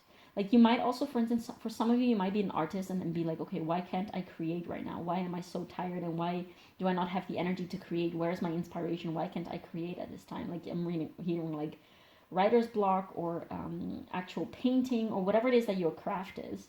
Sometimes you might lack the energy to do that. And that is because in that moment, you're not supposed to be pouring energy into creating. Sometimes, like you can't just constantly, like creation takes energy. You're literally, when you're creating something, whatever it is, you're literally transmuting something that is from the inside on the outside of you. Like you're literally transforming something. So it is actually taking energy. Like yes, in the moment, while you're doing it, it is giving you a lot of energy. Just because it's awakening a lot of energies, I want to say, within you. And it's just like awakening dormant things. So you feel a lot of things coming through your body and coming through your mind and coming through your psyche. But after you've done all those things, you will notice like a sort of like dip in energy. And that's because there's a lot of energy that has sort of been poured into something else that has literally been taken from you, from your body. And you need to replenish that. And I don't feel like you have been allowing yourself to replenish all of those energies that you're giving to the world. Like I feel like you might be for some of you, you might be very passionate about like your work and your creation, like your kids or whatever it is that you're pouring energy into. And you feel stuck because most of the time you can't even give to it as much as you would want to because you're so freaking deprived, like sleep deprived. You might be like dehydrated. You might be so freaking tired because you keep giving and giving and giving, but you're not really giving to yourself. You're not really taking time to recharge. I'm feeling really exhausted as I'm speaking this out. Like some of you might actually be a teacher. I'd be some sort of teacher. Like I'm hearing also like wellness coach, like just like a life coach, like an emotional healing coach, something like that. You might do Reiki, you might do energy work, you might be a tarot reader. But you're not really like what I was saying at the beginning or like earlier, like your womb and your feminine waters and your emotional essence is sort of like asking you to pay attention to them because you're not really looking at them. You're looking always at what is the next thing that you have to do. And even when you're resting, like you will be laying in bed and be like, oh, I should be doing things right now. Oh, I have to do that thing that is sort of like being unfinished and I have to finish that and I have to like do this and then tomorrow I have to go there. And there's so much mental exhaustion also, I want to say. Whew. I feel like this is all that is coming through for you right now. But yes, basically your emotions are asking you to like, what I wanted to say that I'm not entirely sure if I actually did say that because I went off of all these little tangents and examples. The reason why you're having pain and the reason why you're not able to do things like with a physically energetically speaking is because you're not supposed to. It's because you have to redirect your energy elsewhere because right at this time, if you can't study, if you can't create this thing, that means that right now is not the time to do that. It means that there's something else that is requiring your priority, which is for you. Oftentimes, it might be your emotions. Like you might be neglecting your own emotions, and not necessarily because you're like, oh, I don't even want to look at them, because I do feel like with your feminine energy, like you might be very much an emotional person. You might be again, like your child might be ruled by water or fire. You might definitely have some earth placements as well. And then again, we only miss air, so probably gonna resonate with a lot of you.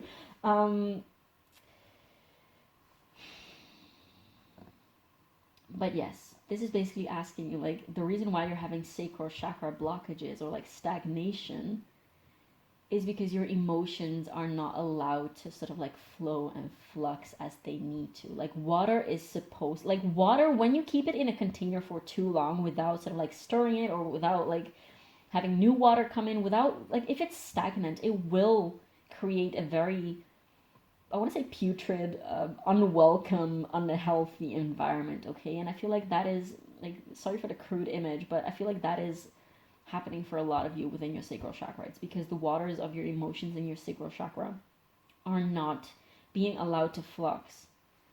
Like, you might need a good cry. I'm saying this with all my heart. You might need a good cry. I feel like you might be, I'm recalling now, there's this like a meme, I think it was at the time of Vines, but it was like a very short video.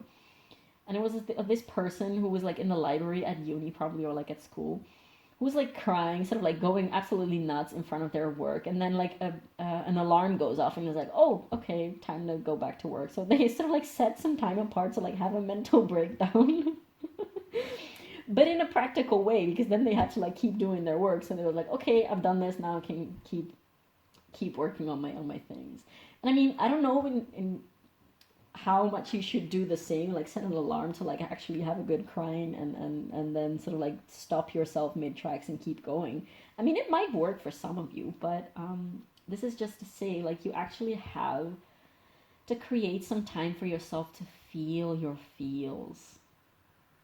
To maybe just like take some crystals and feel them in your hands, and like look at them, look at the colors, and like smell some flowers or essential oils, smell some incense, just like touch things and get back in touch with your emotions and with your feminine essence, because your feminine essence is crying out for you. And I feel like your feminine essence misses you, and you miss your own feminine essence. And I almost feel like crying right now, because you might not recognize yourself at this time, and that's because you're not being yourself, because you're being in your masculine, like you're being in masculine mode, while you're supposed to.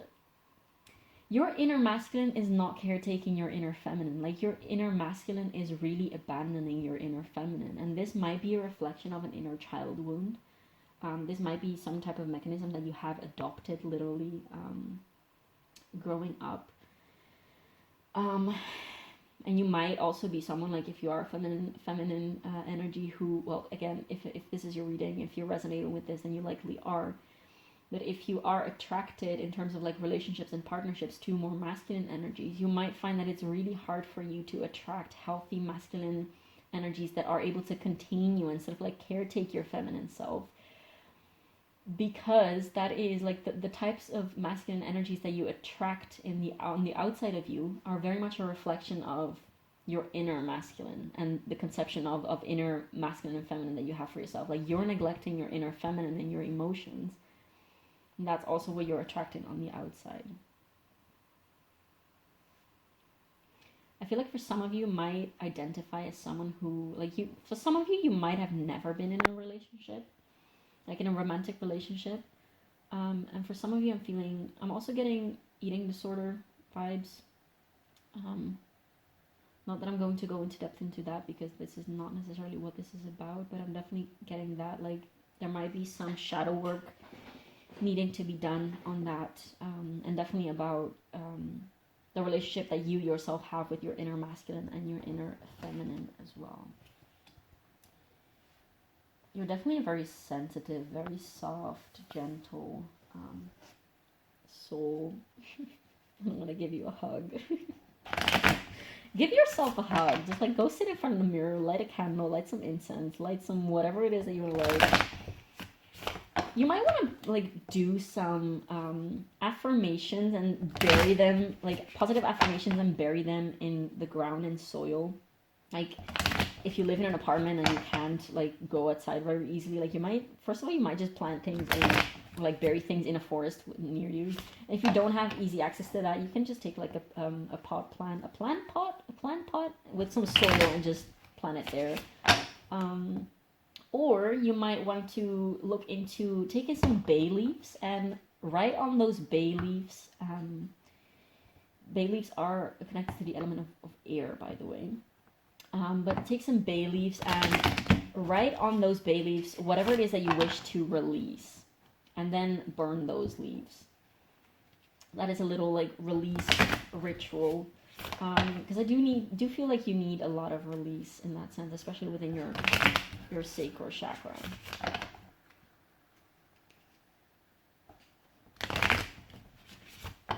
Okay, so what does pile 2 with the sacral chakra? Do we take these? I guess we're just going to take these. So the question is, what do you need to focus on currently in order to heal or caretake your sacral chakra imbalance? We have temperance. Then we have the 2 of Wands. And we have the Father of Wands. I want to say for some of you, you might have had a parent or like a masculine caretaking figure who is a Sagittarius. I want to say for some of you was a Sagittarius, but take that as it resonates. Next we have the 8 of Pentacles in reverse. Yeah, you need to call in sick at work, call in sick at uni. You're doing too much. You're doing too much, honey. You're doing too much. You need to be a little more, and you need to feel a little more. There's being, feeling, knowing, doing. You're doing too much doing, and you're doing too little being and feeling. Like, I feel like you're a very aware person. A very self-aware person, and someone who's very, very intelligent. Like, you might have, I want to say for some of you Capricorn, like you might have a very important role somewhere in like a business or in your family. So like you might be someone who caretakes others a lot. And you have a lot of responsibilities, but you need to be able to recognize when you're giving too much of yourself and when you need to rest. Because if this hasn't been clear yet for all that I just said, you need to chill. You need to chill a little, and you need to be in tune with your emotions and feel a little bit more. Now, I don't recall which way this card was, because I feel like I was moving it around a little. It doesn't really matter at the end of the day, because we have the Empress. I'm just going to put it upright. Now, what about temperance? Let me clarify for temperance. What does pile 2?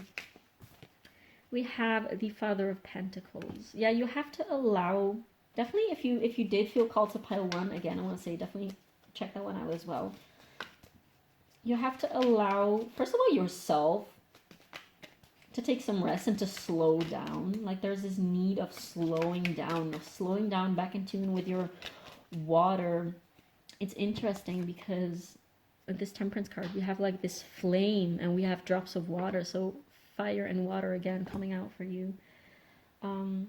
There's this need to slow down, to actually rest and fully being present while you're resting. Like, not present as in like pay attention to when you're resting.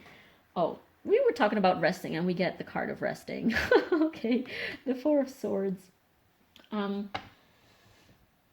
What was I saying? Yeah, there's this need of actually allowing yourself to rest. And when you are resting, like, sit your ass on the couch, sit your ass on the bed, and go horizontally and just be okay with that. Don't think about all the things that you have to do, that you have left to do, and that you should be still doing, and all of that things.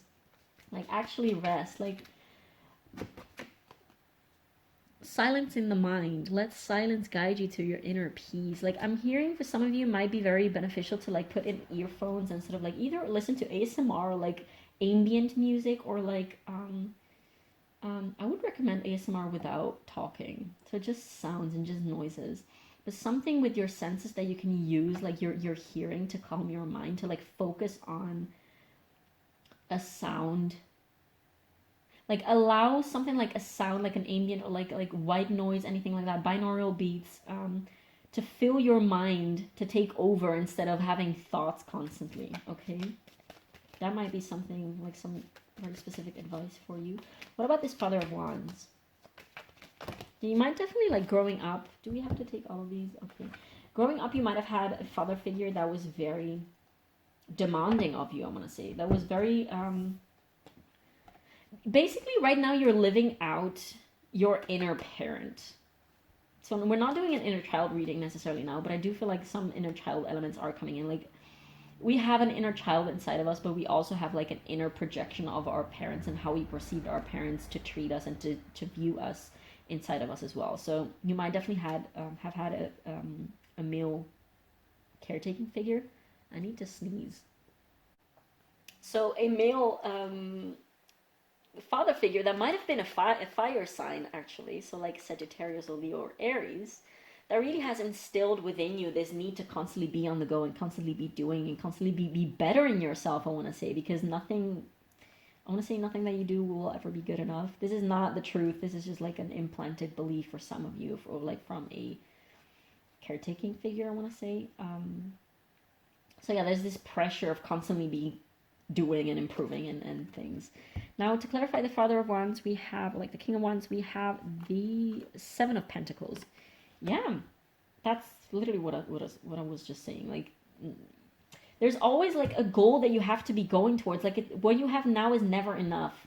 This is like the feeling that you got instilled from this caretaking figure, and also from your inner divine masculine, like your inner imbalanced masculine, is really just being very much hard on themselves. Like, you might also have had a parent that was actually a Capricorn or a Virgo, I want to say. But yeah, in order to clarify the Eight of Pentacles in reverse, we have the Eight of Swords in reverse. I feel like when you are doing work, you're just going on by inertia. Like, you're just going. You're mindlessly doing the work because you know that you have to do it. And if you think about why you're doing it, and if you think about what you're doing to yourself, like, you're sort of like in autopilot when you do work, because you know that if you think about your state and about the work that you're doing and the fact that you might need some rest, like, you're going to sort of like ruin that, and you're going to probably have like a panic attack or something. You're going to have like a mental breakdown, which again, you probably need one. You need a good emotional breakdown so that all of that stagnant water within you is able to be released. Like, you're really in need of a good cry, I feel like. Oh, yeah. And to clarify the Empress, we have the Nine of Swords. You're kind of scared of your own potential inner divine feminine, because you might be scared of, first of all, being left alone if you actually stand your ground, and if you actually say no to people, and if you actually take time for yourself. You might have fear of missing out, FOMO. By the way, we have the Mother of Swords. Yeah, definitely if you felt called to. And the Lovers in reverse. I feel called to pull more cards, though. I have the feeling that some more cards have to come out. Now, first of all, again, I do feel like you do have trouble attracting like a healthy partnership. And you might have this desire of sort of like getting in touch with your inner goddess, your inner queen, but you also kind of don't know how to. Like, you might believe like, oh, but I have other priorities. Like, I have to finish work first. You know, that kind of thing. Like, you might have this desire of sort of like being held by a masculine figure within your feminine. Like, I'm getting very sensual vibes right now. Ace of Swords in reverse. Like, there's this feeling of like, I don't dare to, because yeah, I don't dare to. And the Ten of Cups in reverse. On the bottom of the deck, we have the Ace of Cups upright, and the Eight of Wands and the Tower. Yeah, you really desire this beautiful, healthy connection with a masculine energy. Again, this doesn't have to do anything with gender or sex or sexuality at all. But you feel so tired. Like, you might not even have the energy for it.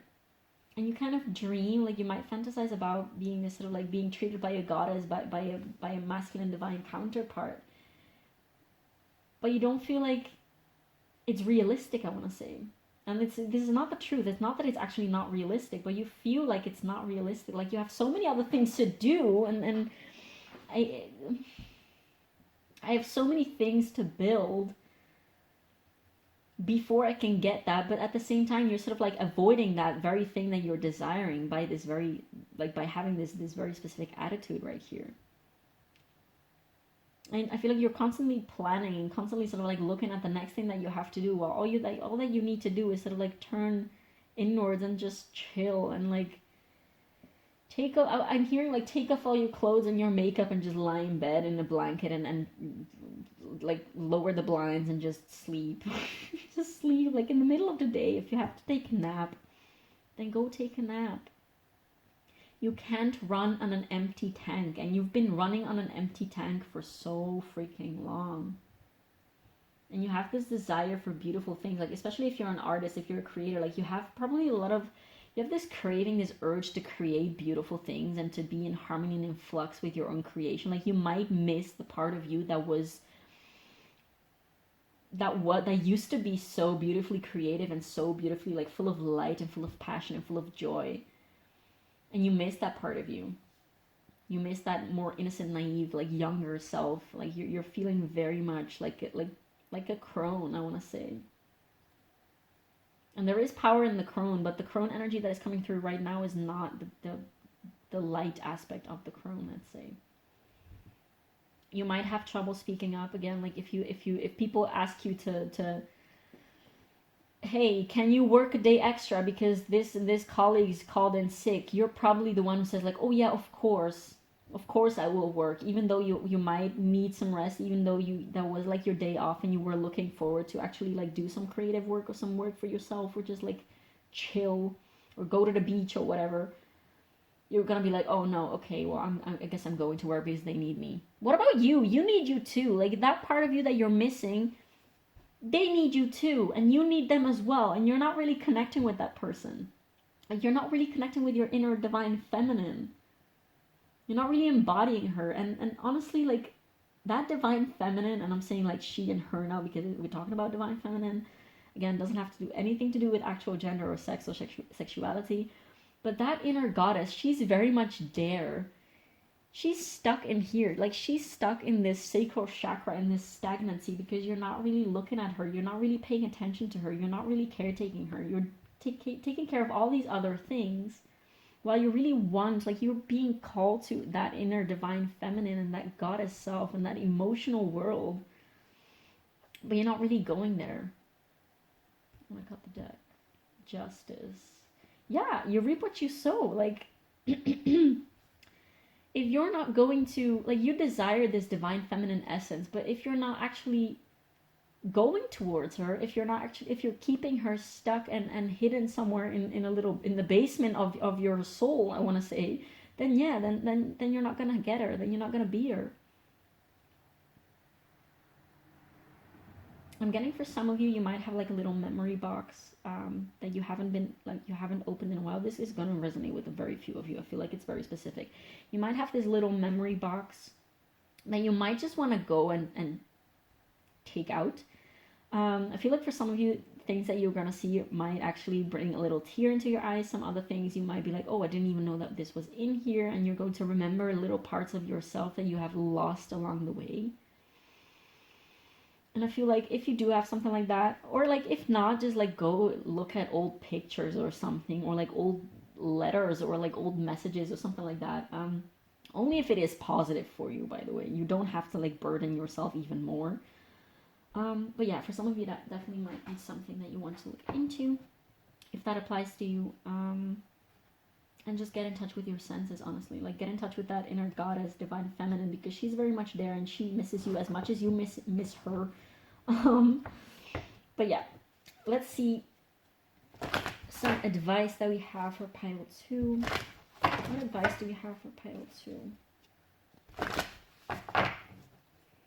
What advice do we have for pile 2 to heal their solar plexus, their sacral chakra? But there's definitely some solar plexus-y energy in here as well. So what is pile 2? The sacral. Oh, I guess we're taking 2. Oh, we're taking 3. Okay.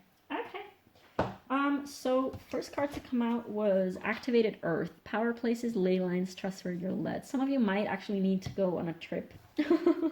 Like physically go on a trip and just go somewhere that is not your usual environment to like refresh and replenish yourself. Probably somewhere with a lot of streams of water and bodies of water to connect with that element of water that you're really sort of like yearning for and craving. Next we have big picture thinking, Pleiades energy, visionary, inspired ideas. Yeah, you might need to, there's a lot of, if you have a lot of inspired ideas for things that you want to do and things that you want to create, that's definitely something that you might need to focus on in the future. But in order to allow that to be even be able to come through you and to happen, you have to take care of yourself, okay? Because there's a lot of potential creative energy inside of you, but you're sort of like, you're so depleted in that sense, and you're not really taking care of yourself, that you don't have the energy to actually fulfill these things. So take care of yourself. Hydrate, go out in nature, use your senses and reconnect with yourself in that sense.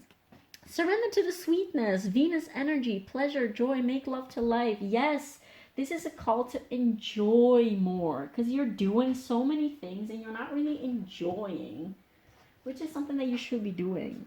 Okay, next we're going to take some channel messages. That was a very bad shuffle. Channel messages on something that you need to hear or know or pay attention to in order to heal your sacral chakra. What does pile 2 need to hear, need to do, need to pay attention in order to heal their sacral chakra?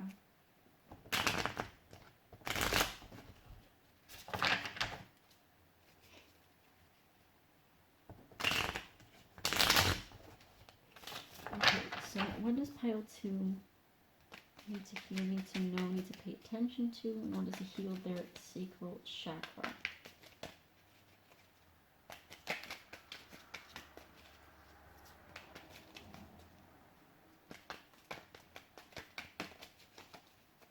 What does pile 2 need to know, need to hear in order to heal their sacral chakra? What do they have to pay attention to?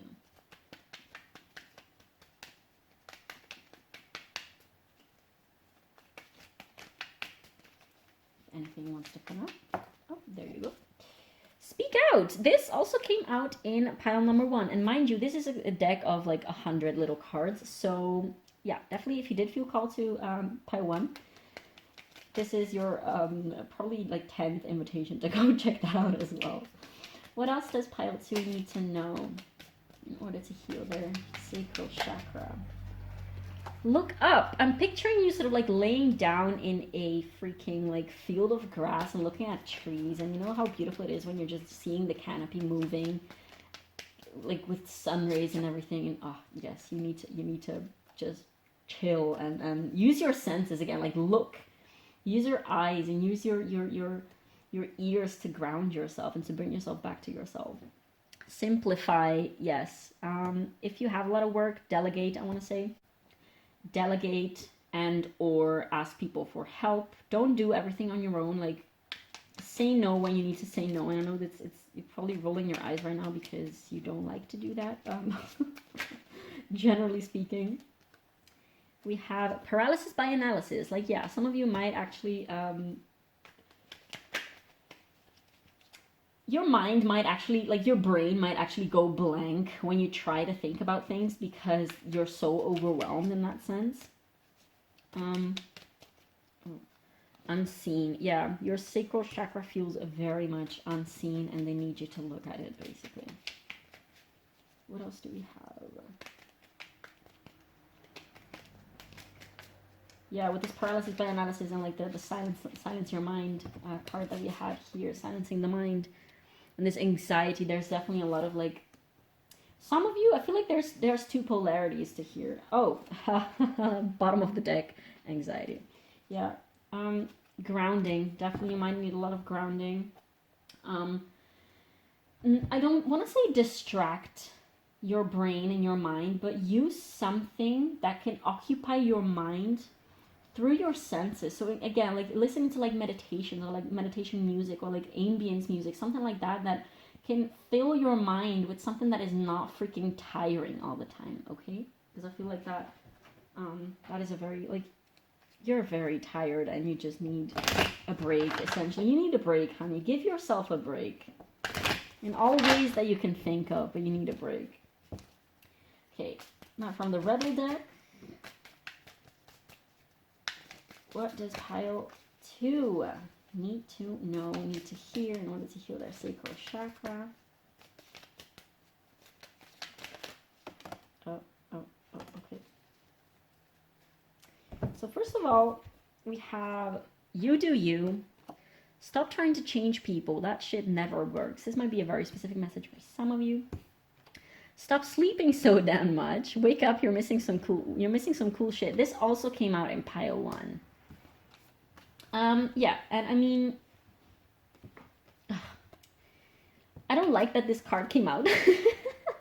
Because it says stop sleeping so damn much and wake up, you're missing some cool shit. I feel like this is your brain telling you. What this card really has to tell you is you are so freaking tired, and it's the type of tired that is not depending upon how much you sleep or how much you don't sleep. This is the type of tired, it's like energetic tired.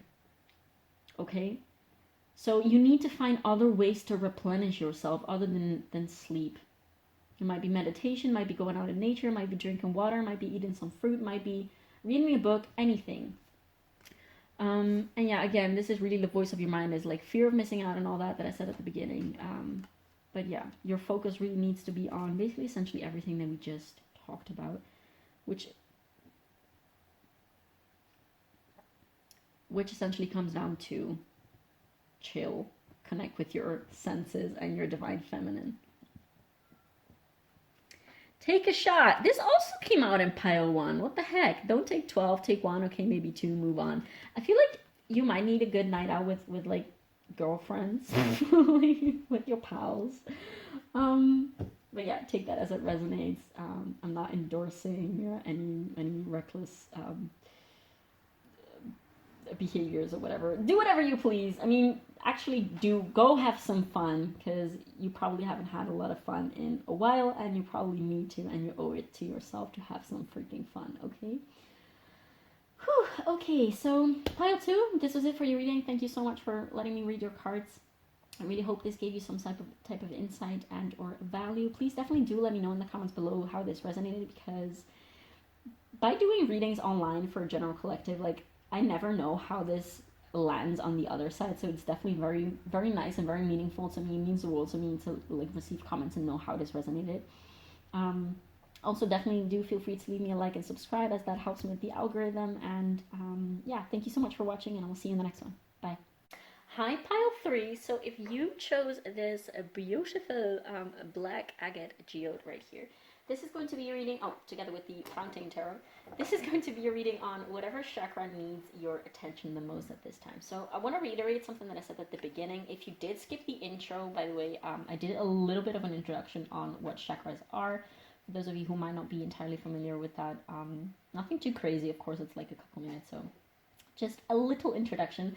But yeah, I want to reiterate, like, all the chakras, they're part of a system, okay? So it's not that they're completely isolated from one another. So if you have, like, if this is about one specific chakra, it doesn't mean that this is the only chakra that can be imbalanced within you. So, of course, like, if one chakra is imbalanced or blocked or stagnating, it might very well be influencing the nearby chakras. And of course, as per usual, every single tarot reading that exist is only shedding light on one specific aspect of something, okay? So definitely, if you do feel called to more piles, definitely feel free to check them out all, because there might be just some different messages for you in there as well. As always, also remember that this is a collective general reading, so only take the messages that resonate with you. You will know what messages are for you and which ones aren't. Use your own discernment. And yeah, what we're going to do, we're first going to look into this chakra card to see which one is asking for our attention right now. And then we're going to look into these pre-shuffled oracles that I have for you, which are basically going to tell us a little bit about how this chakra imbalance or blockage or underworking or overactivity is manifesting into your life, okay? So, and then afterwards, we're going to ask the tarot basically what else you need to know in order to heal this chakra at this time. So for the grand reveal, let's see what we have here for the chakra card. For you, we have mysticism with the third eye chakra. Okay, so next for your oracles, we have horse with freedom. This card reads, your heart is pure and free. A greater purpose calls you. You have unlimited reserves of stamina and strength. You follow the winds of change and accomplish your dreams. Accomplish. You would think that a Mercury ruled creature like me would be very eloquent and very good at talking, but I always stumble upon my words for some reason. Anyway, next we have move forward, experience the grace of who you truly are. So far, a little spoiler alert. If you don't want to hear a spoiler alert about the other piles, then just skip ahead like a couple seconds or something. But spoiler alert, so far, every single pile that I've done had some type of connection to the heart chakra. Okay, so yeah, this is very interesting. It's like the what is it called? The fil rouge? Well, the red thread that connects everything, I guess, the theme of this pile. Next, we have a happy life. Live a less guarded life. Next, we have descendant.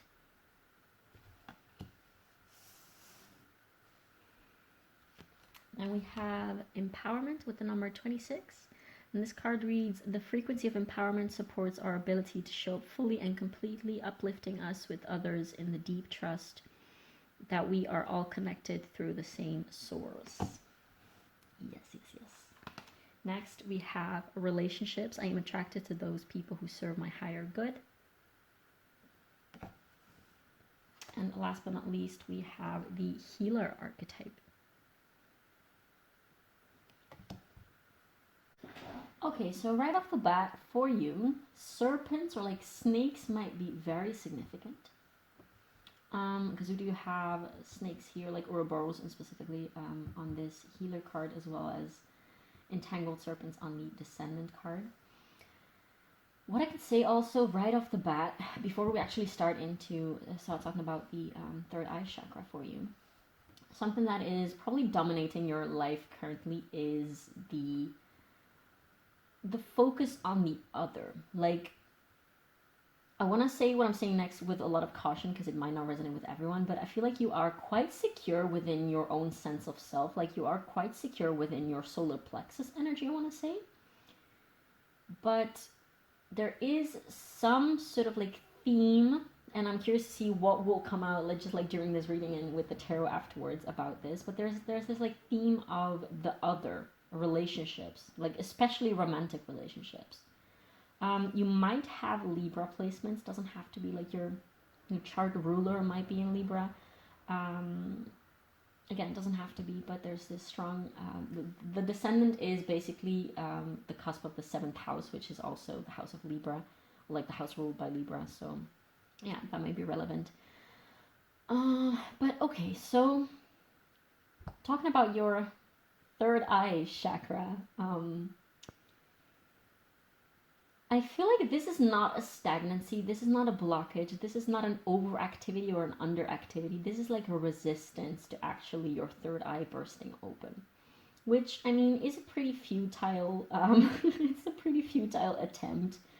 Because if you resonate with this reading, everything that I'm about to say, your third eye has been already burst open. And so much to the extent that you might have just gone through or might be currently in the midst of a dark night of the soul. This is pretty deep, intense energy, okay? So you might be, this is definitely also, like you might also have Aquarius placements. You might definitely have some Aquarius placements, Aquarius Libra. It doesn't have to be. But the people who resonate with this reading are basically all of my like spiritual seekers, all the black sheep of the herd, the black sheep of the family, the alternative, the rejected, the odd one out, the weird one, the strange one, the hippie, the misunderstood in society and within your circles, like within your family, probably within your circles. You are someone who sees things in a very different way than everyone who is around you. And there is this sense of hostility, like you might be very freaking angry at whatever it is that you're seeing currently happening in the world. Like, you might have always been like since a little child. For some of you, might have started in adolescence. For some others of you, it might just recently have happened.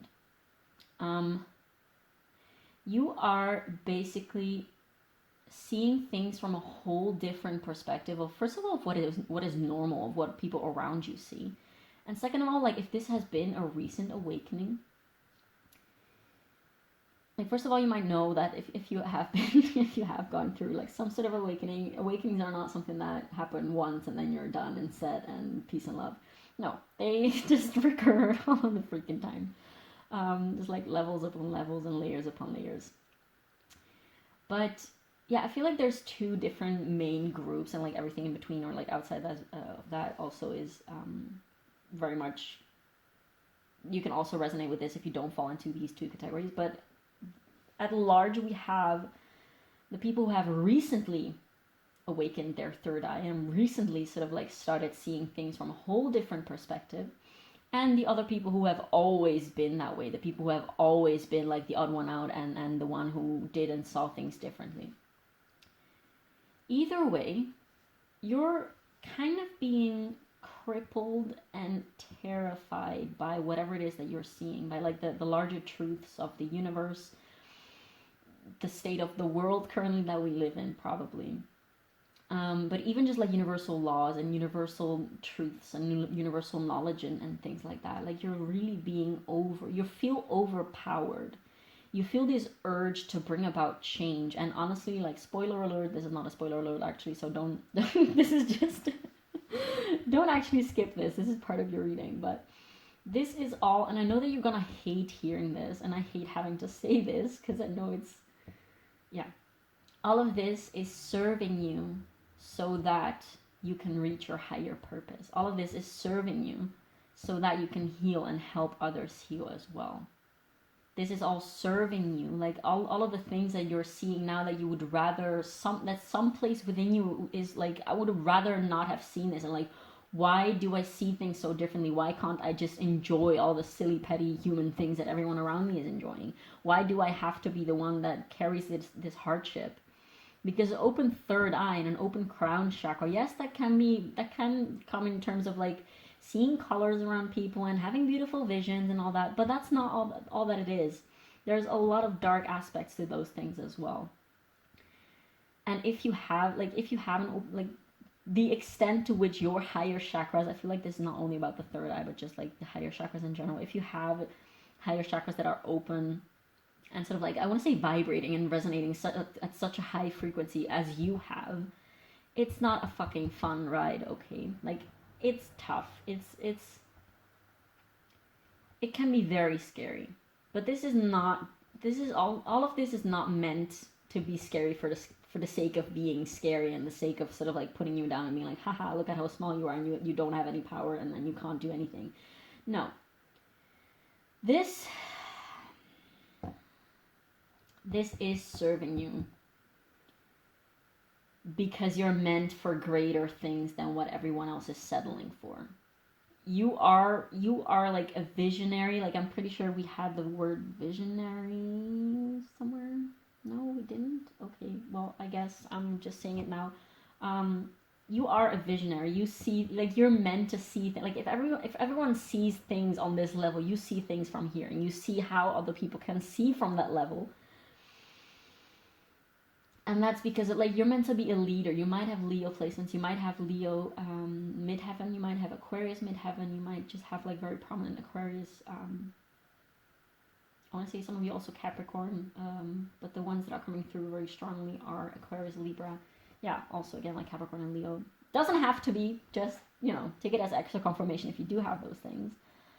I want to say Jupiter and Leo. Jupiter in Aquarius, Jupiter in Capricorn, perhaps. Like, yeah, there is definitely some type of Saturnian energy to this whole spread. And I know that at this time, probably, or like you're probably just coming out of it, or at this time still you're feeling like you are sinking, I want to say. Like, you might feel like you've lost hope. You might feel like you've lost your innocence that you used to have. Like you've lost sort of like this feeling of enthusiasm and motivation of making things better and of creating something better for yourself and for the world.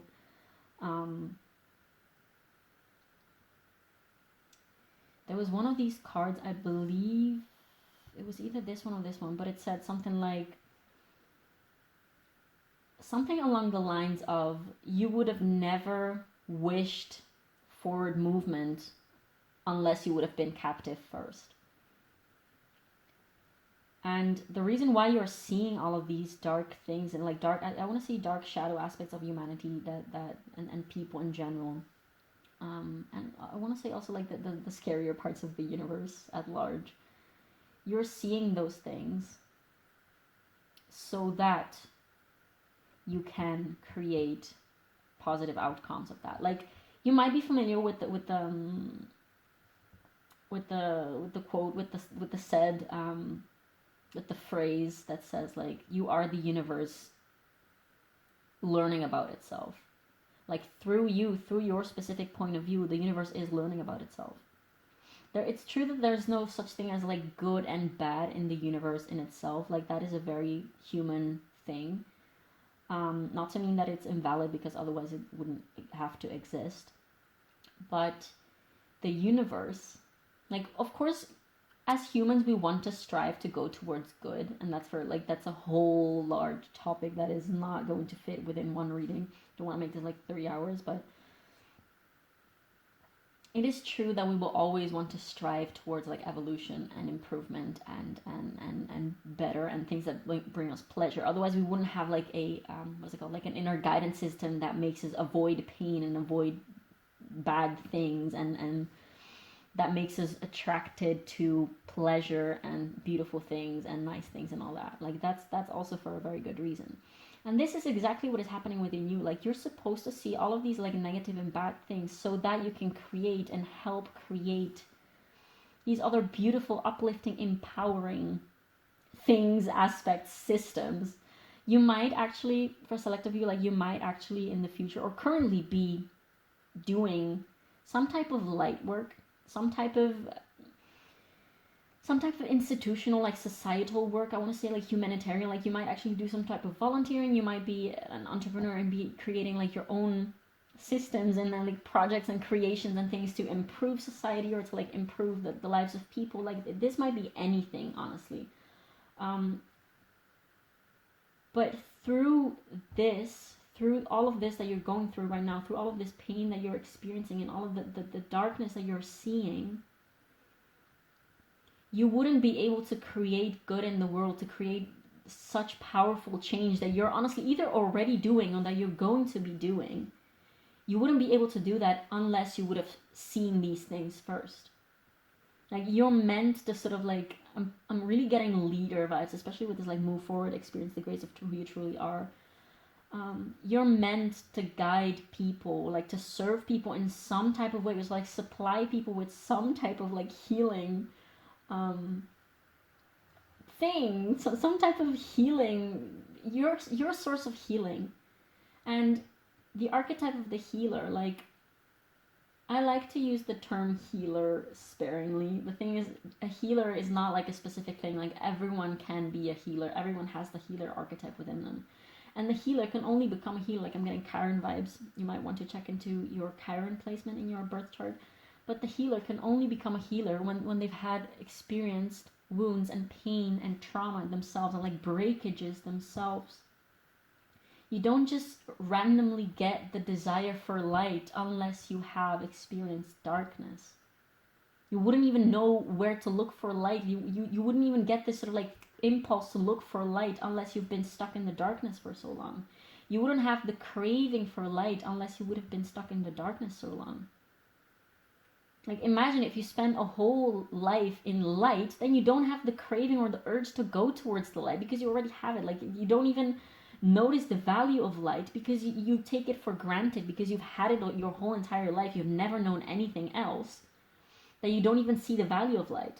But if you spend so much time in darkness, that's when you start craving the light. That's when you start sort of like wanting to look for the light. That at some point you will have sort of like an impulse, a spark that is like, we have to go find it.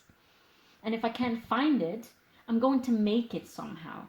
I'm going to break walls to let the light in. I'm going to take items that allow me to create some type of light, and if I can't find the light here, then I'm going somewhere else where I can find or create that light. If in this way, if in this space, if in this place, with these tools that I have, I cannot create light or make room for light, I am going elsewhere where I actually do have the right resources. Or I will create those resources. If there's no right resources to create light, I'm going to make those resources. You're supposed to see all of these lacks and shortcomings so that you can fill those voids. You're supposed... I'm getting the freaking shivers and I want to fucking cry right now. If there are no right tools or not right existing ways or things to create love and light, not in a love and light way, but you're meant to see those shortcomings so that you can fill those voids with something that is of value to those who are in your same exact state of pain. And honestly, a lot of people have your same state of pain, but a lot of people don't even dare going into it. Like, you're not even able to avoid it because it will just come at you. Like, I want to say it's part of your purpose to see all of these things. And there is so much freaking power in that. There is so much freaking power in that. I know that it's scary, but you can use that. You're meant to alchemize it. It's not here to hurt you. It's here to show you what is hurting the world and what is hurting people and what is hurting you, so that you can use that.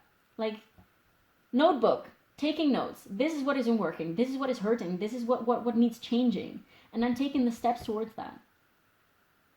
Because you have the resources. Because otherwise, if you wouldn't even have the resources or like the creative genius to come up with solutions or things like that, then you wouldn't even see these things, because it wouldn't be on your frequency, I want to say. Like, you wouldn't even be able to perceive all of those things.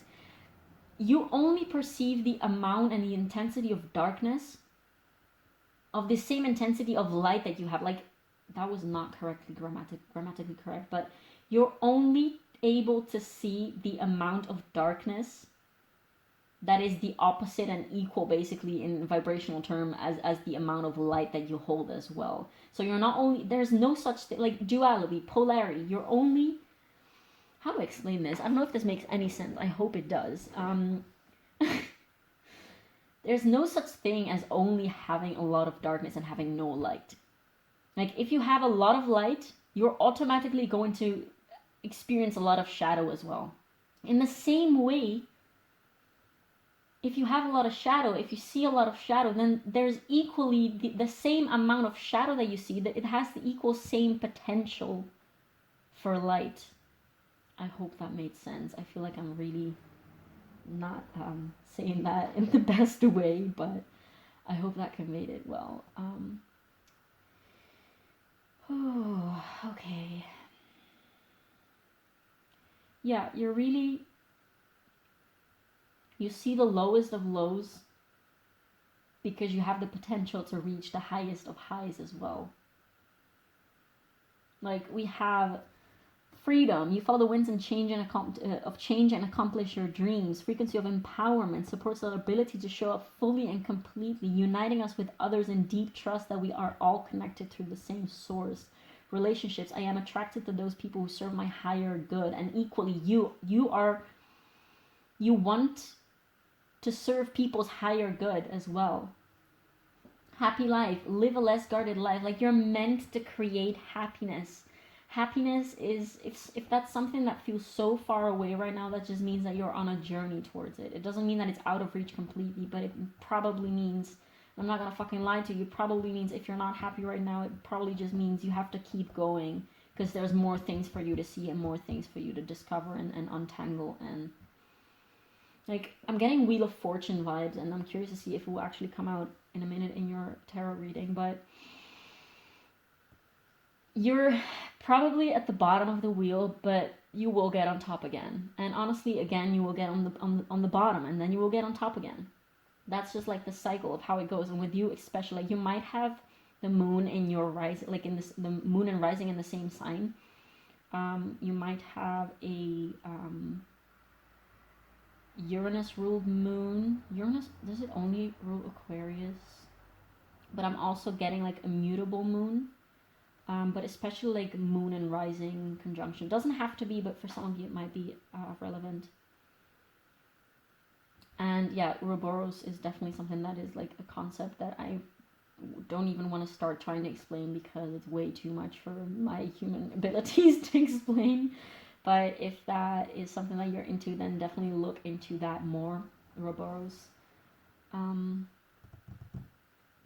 Okay, I want to look into your tarot, because this is pretty intense and I want to move forward.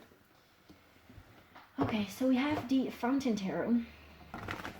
So for pile 3, what do we have for pile 3? What does pile 3 need to know about all of this? This is not even about a blockage. This is about just the extent of how much your third eye, like how to...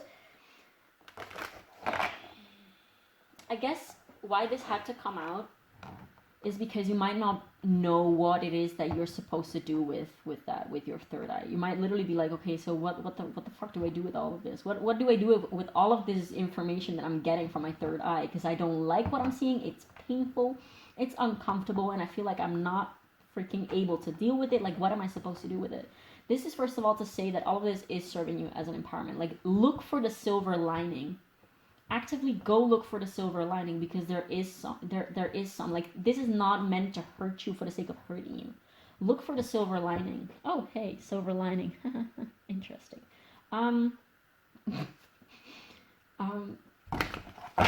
And again, like, what you do practically with it is going to differ for every single person. There's no one answer fit all.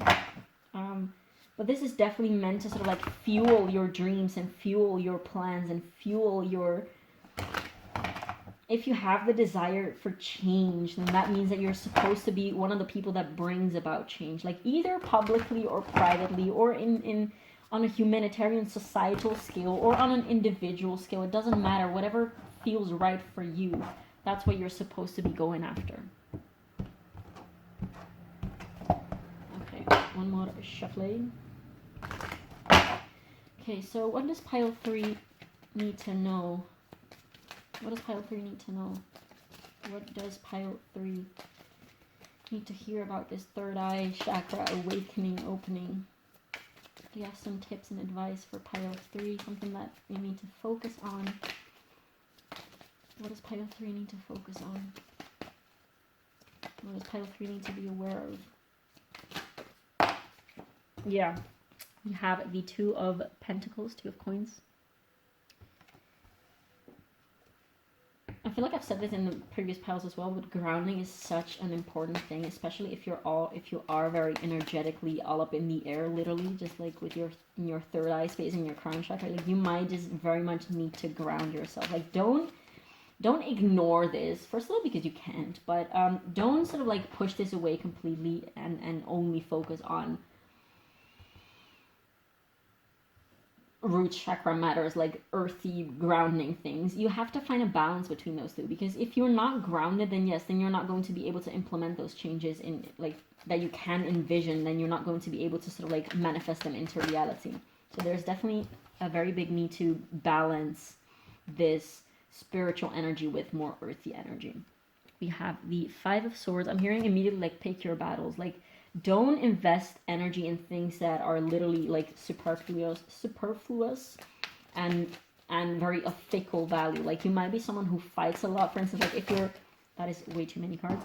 If you have a lot of fights about, like, I want to say like conspiracy theories with your family or stuff like that. If they don't believe you and they're constantly like bashing you down and trying to make you change your mind and telling you that you're a stupid little asshole, whatever. I'm swearing a lot, I'm sorry. You don't have to spend your time and energy in those conversations. Like, you don't even have to change their mind, because some people, those who are meant to ask you for those who are meant to resonate with you, they will come to you and ask you and basically ask you to share with them what you know. And they will sort of like come to you effortlessly. Some other people are just not meant to follow you and to have that same vision, and that's okay. And I feel like that's something that you have to accept as well.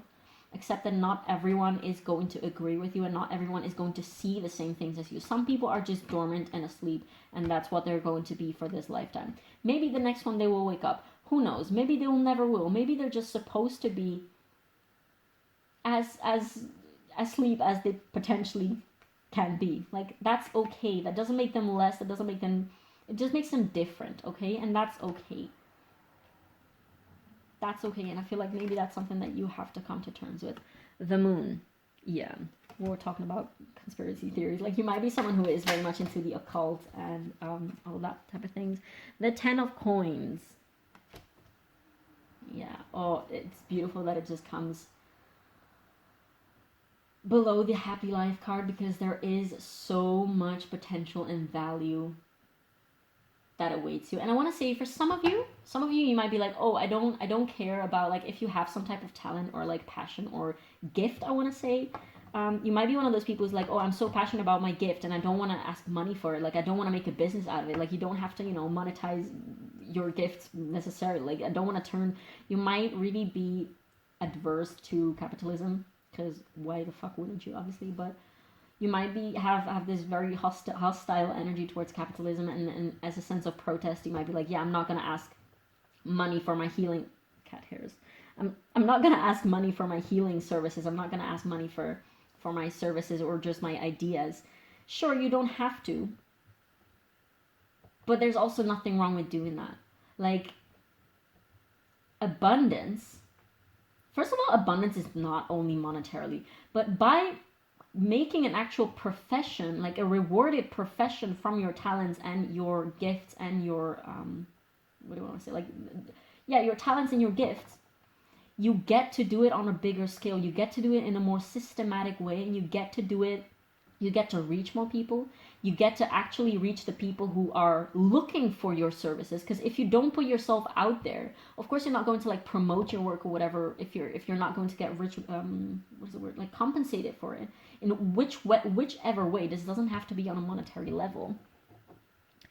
Of course you're not going to sort of like advertise your gifts and put them out there like that if you don't get compensated. But if you do get compensated, first of all, you don't have to like give out energy just like for free at all times. Like, you deserve to get something back for it. Okay? And I'm not saying that you have to make a business out of your freaking talents. Like, if that's something that you don't want to do, then don't do it. Like, you will know if this resonates with you or not. But what I'm saying is that if you actually make it a profession, you get to do it more systematically, you get to do it bigger, you get to reach more people, you get to have a bigger impact, I want to say. And like, people will find you, people who are meant to find you will find you. Like, you are kind of limiting yourself by keeping yourself stuck in this stubborn, like, if this resonates with you, it might not resonate with everyone. So again, take it how it resonates.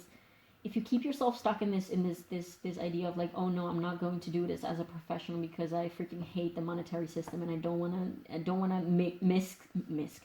mix my talents and passions and my gifts with this stupid money bullcrap, you're limiting yourself by doing that. Okay? There are people out there who are waiting for your gifts and waiting to find you, that are not able to find you at this time because you're not out there. And with move forward, like with the moon coming out below, move forward. This is also saying, like, sometimes, yes, you do actually take a break from all of this higher chakra activity, basically. Like, grounding, again, is very much needed for you. You don't have to obsess over every single thing that you can see. Like, it will drain you at some point if you don't actually take care of yourself and actually take some time to rest. This has also been something that has been coming up in all piles so far. Spoiler. So yes, don't obsess. Like, keep your own mental activity in check and recognize when it is time to go out in nature and have a walk, or like when it is time to do some breath work, when it is time to come back into your body and into your lower chakras, I want to say. Next we have the Seven of Swords in reverse. Trust that you can do it, and trust that you don't have to do it alone. I'm also hearing for some of you, trust that you don't have to do it alone. Not everyone is out there to get you. Not everyone, getting Capricorn vibes, not everyone, Capricorn, Aquarius, Not everyone out there is evil, okay? Find your tribe. I feel like some of you might already have some people around you, but especially with this relationship card, I feel like you do have either a past of people who wanted to take advantage of you in some sort of way, or who have done you wrong. Not everyone is like that, okay? If you're only focused, also check your own energetic frequency, because if you are always constantly vibing at a level of distrust and of hostility towards the world, then yes, that's what the word is going to reflect back at you as well. I want to say one more. Okay, the Hangman, and I want to take clarifiers for all of these. What about the Two of Coins? We have the Chariot. I feel like this is calling you to find people who have the same vision as you and work together. Like, because you might be very the Four of Cups. Yeah, you might currently not see how you could move forward. Also with this move forward card and the Horse Freedom card and the Chariot card, like, you might not really see how you can move forward because you don't know if you can trust people enough. There are most likely, like, you're not, this is a collective reading, okay? So this is a collective energy that we're tapping into. You're not the only one to feel this way. You're not the freaking only one to feel this way. There are people out there very much likely around you as well, in a geographical sense, that have the same or similar visions, and maybe that they have the same vision, but practically they have other talents and other wishes and other needs, I want to say, and together with you, with your unique talents and powers, I want to say, you can create something that is way bigger than the individual sum of the both of you, or like the three of you, whatever it is. Like, you might find like even a group to work together with. And if you're currently not seeing any solutions, it doesn't mean that they're not there, okay? It just means that you're currently on your way to find those solutions. And the solutions will literally come in. Yeah, Page of Coins, curiosity. Be curious. You can learn from everyone around you, okay? Like, you might know that you are very much different. And I want to say sometimes you might put yourself on a pedestal and be like, oh, I am so different. And you might separate yourself from others as well. But be aware that you can learn from literally everyone. Like, even that family relative that spends their entire week sitting on the couch watching TV, drinking beer, you can learn from them too. And you might think, no, that's not true. But yes, you can literally learn from everyone around you, everyone and everything. So don't put limits on yourself. Like, I feel like you do put some limits on yourself in one way or another. But yeah, be aware of how you're limiting yourself. What about this 10 of Coins? What about this 10 of Coins? What about the 10 of Coins? 10 of Pentacles.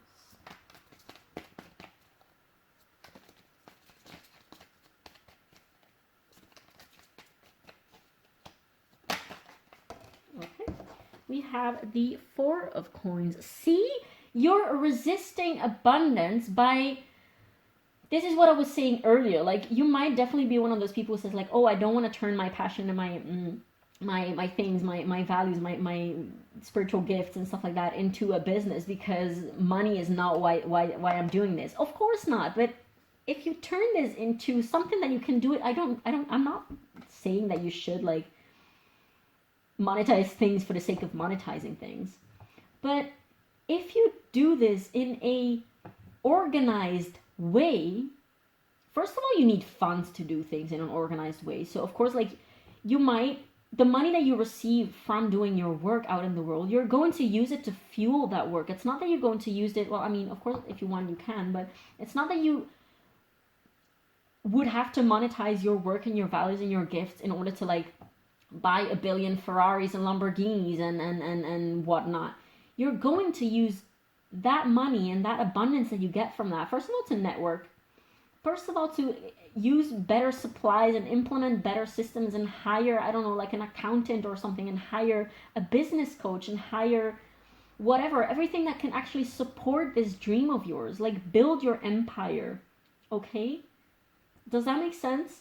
But if you're only like, oh no, I don't like this capitalist system in which money, like everything evolves around money, and I don't want to be a part of that. No, of course you don't have to be a part of that. Of course it doesn't have to evolve around money. That's not what this is about at all. But in this world, you need money to do certain things, okay? And having a lot of money and having just money and having financial freedom and financial possibilities gives you a lot of opportunities. That's just a freaking fact. And by not even wanting to look in that direction, you're really doing yourself a disfavor. What about the Seven of Swords? I don't mean to sound harsh, I'm just very passionate.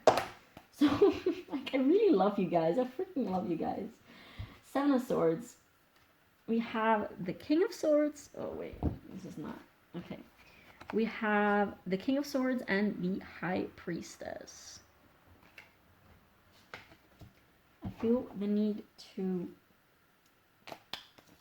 pull one other card.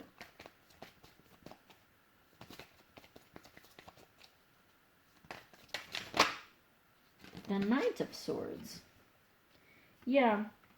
And then on the bottom of the deck, we have the Three of Swords. Yeah, we know you have had a lot of pain, and that has probably been the why of this hostility, because you see, like, you know pain, I want to say. And I'm not making you at fault for, like, being angry, not at all. Like, it's supposed to hurt you. You're supposed to see these things and experience these things to understand how it can be done better and how it should be done better and how unfair it is being right now, essentially. There's very much a need to not let those emotions and those inputs and those insights override you and overwhelm you, instead of like drown you. Be like the High Priestess. She's observing. She knows that the universe does everything for a reason. She knows that everything is being played out for a reason. She knows that there is a balance between light and dark.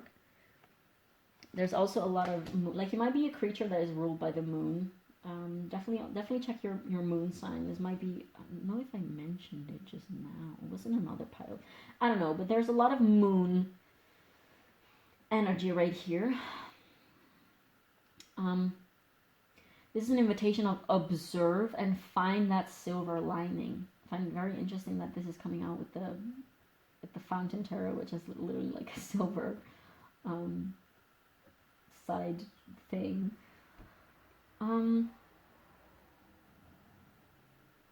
Truth. Speak out your truth, but don't expect others to follow you. Like, if the people who are meant to follow you, they will. The people who are meant to... You are here also to inspire people. Like, lead by example. If you're driving your chariot on your own... It's also interesting that we have the horse imagery coming out twice. If you have... Like, there's so much freaking power inside of you. And you're not supposed to be doing this alone. Again, you're not supposed to be doing this alone. You're supposed to work... Again, Aquarius energy. You have to allow yourself to find your tribe and to work together with your tribe, okay? Don't hold yourself back in that sense. Don't freaking block yourself out. And one of the ways in which you're preventing yourself from moving forward might actually be also indeed the fact that you might be drowning in these emotions that come up and these feelings and the things that you're seeing of the world. But try and shift that perspective. There's a lot of meaning. First of all, grounding. Second of all, curiosity. Like, what is this all telling me? How can I use this? What does it mean? Like, if you have some type of information coming in, like, it's not information for the sake of information. Like, you can use that for something, okay? Recognize the balance between light and dark. Like, it's not only darkness what you're getting, okay? There is a lot of light as well.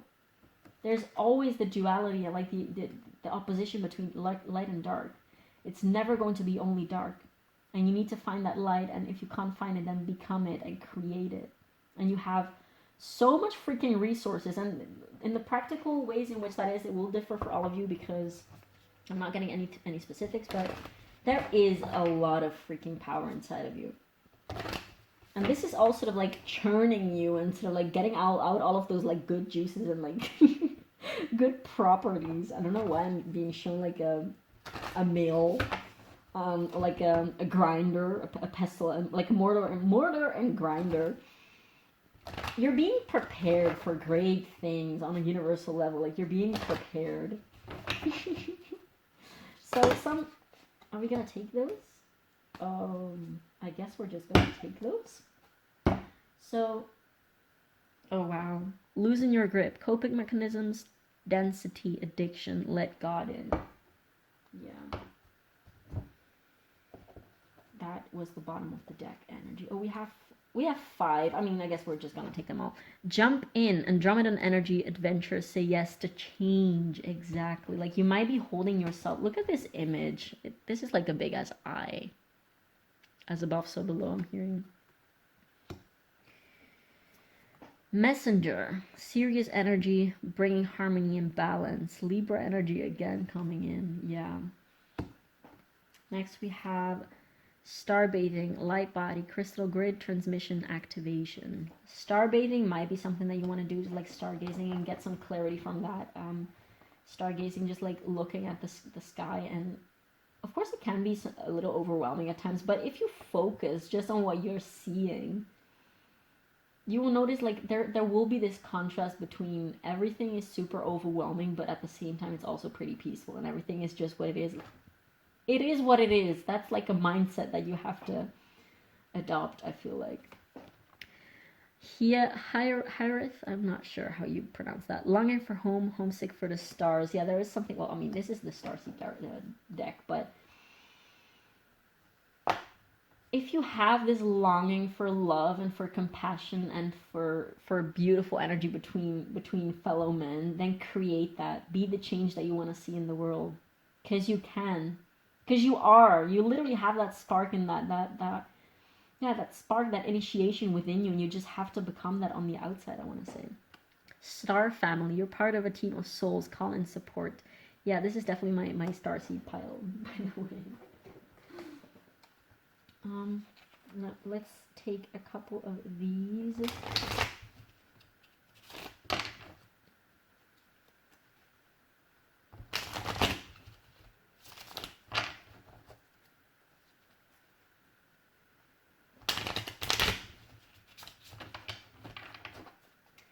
Now, do you have some advice for pile 3? What to focus on? What to pay attention on? Pay attention on, pay attention to. Okay, this card wants to come out. Anxiety. This card came out in the previous one. So yeah, grounding is very much needed. Stargazing in order to calm your mind. Just getting outside, getting away from noise. Getting away from noise from like your family or whatever. Anyone that wants to argue with you, just if they want to argue, let them argue with a wall. You're not going to argue with them. Surrender. Yes, bitch. Surrender. It is what it is. I keep hearing that. It is what it is. Oh. Okay, these cards, yeah. But also you have access. Yeah, some of you might have some coping mechanisms, such as, I don't want to mention anything because we're at the end of the reading and I don't want to get into things that I'm not going to talk about, but you might have some excesses that you need to look at. So if this resonates, definitely see that as a sign, as a little side, essentially. And see how that is sort of like holding you back. Now we're going to take a couple cards from the Rebel deck, which I freaking love. Okay, drop the fucking ego. Vulnerability is hot as fuck. So yeah, this might be a call to share with trusted people. Of course, not the people that are going to bash you or like scream at you or anything, but with some trusted people, just like get all of that anxiety off your chest. Find someone that wants to listen to you and let your mind loose. You need some fucking yoga in your life. Ancient shit is cool. Yeah, again, like tuning in, like aligning your all of your chakras, I want to see. You're giving away your power. You're a badass. Act like it. Exactly. And on this one, I want to finish your reading. But going back real quick to this, you need some fucking yoga in your life. Just like move. move your body. Yoga is also very good for grounding in that sense, and like sort of like aligning your energetic body, like your mind and your actual physical body. So that might be something. If you've been slacking on that, that might be your sign to get back at it. And once more, I want to show you this because this is all that your reading was about. You're giving away your power. You are a badass. Act like it, okay? Okay, Pile 3, thank you so much for watching this. I hope that this gave you some type of value, some type of insight. Definitely do leave me a comment down below letting me know how this resonated, as it means a lot to me, because by doing collective readings, I never know how they land on the other side, so it just means a lot to me to receive some feedback on that. And definitely feel free to leave me a like and subscribe if you would like to see more of this, because it really helps support my channel and the algorithm. So yeah, thank you so much for watching, and I will see you in the next one. Bye. Hi, Pile 4. So if you chose this beautiful white agate geode quartz stone thing, as well as the white sage tarot, this is going to be a reading on whichever chakra needs your attention the most at this time. So in case you haven't watched the introduction and you would like to learn a little bit more about what we're talking about essentially, then I would kindly suggest you go back to the introduction, but I will repeat a couple things. So for instance, this, like every single tarot reading, this will only shed light on one specific aspect of your life essentially. In this case specifically, one chakra that needs to be talked about. But of course, the chakras are not isolated, individual, singular things. They are all very much intertwined. So like if there's an imbalance or a blockage somewhere in a chakra, it's very most likely that it will also impact the like nearby chakras. Obviously also take into consideration that this is a general collective reading, so only take what resonates with you. You will know which resonates, which messages are supposed to resonate with you and which ones aren't. Yeah, so what we're going to do, we're going to first look into this chakra card. This is the Chakra Wisdom Oracle, so that we will know which chakra specifically this reading is going to be about. And then we're going to look into these oracles that I've pre-shuffled for you, basically in order to see how this either imbalance or like underactivity or overactivity of this chakra manifests into your life. These might be physical and or metaphysical things. So interested to see what will come out here. And then afterwards, we're going to look into the tarot to basically just ask whatever it is that you need to pay attention to in order to heal this chakra, bring more balance to your life and in terms of this chakra. And at the end of this reading, we will look into some advice for you. Okay, so without further ado, for the grand reveal of the chakra, for you, we have the heart chakra with grief. This is one of my favorite cards of this deck. And for the rest of your oracles, let's look at what we have here. We have the fox with clever. And this card reads, you are swift and smart. Solutions to problems are easily found. Always listen to your instincts. Resources surround you. Be open to romance. So cute. Then we have energy of love. Behold the world through the eyes of love. Next, we have the 12th house.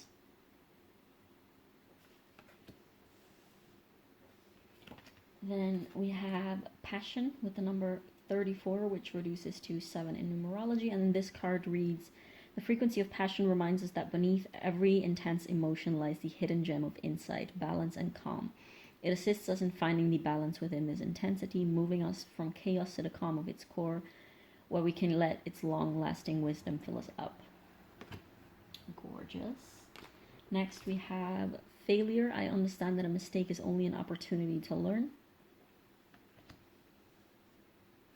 And last but not least, we have the kiss with number, is that number 60? I think so, with number 60. Okay, pile number for this. First of all, the heart chakra, what is it? Of course, like, it is centered, it is placed at the, like, in the middle of your chest.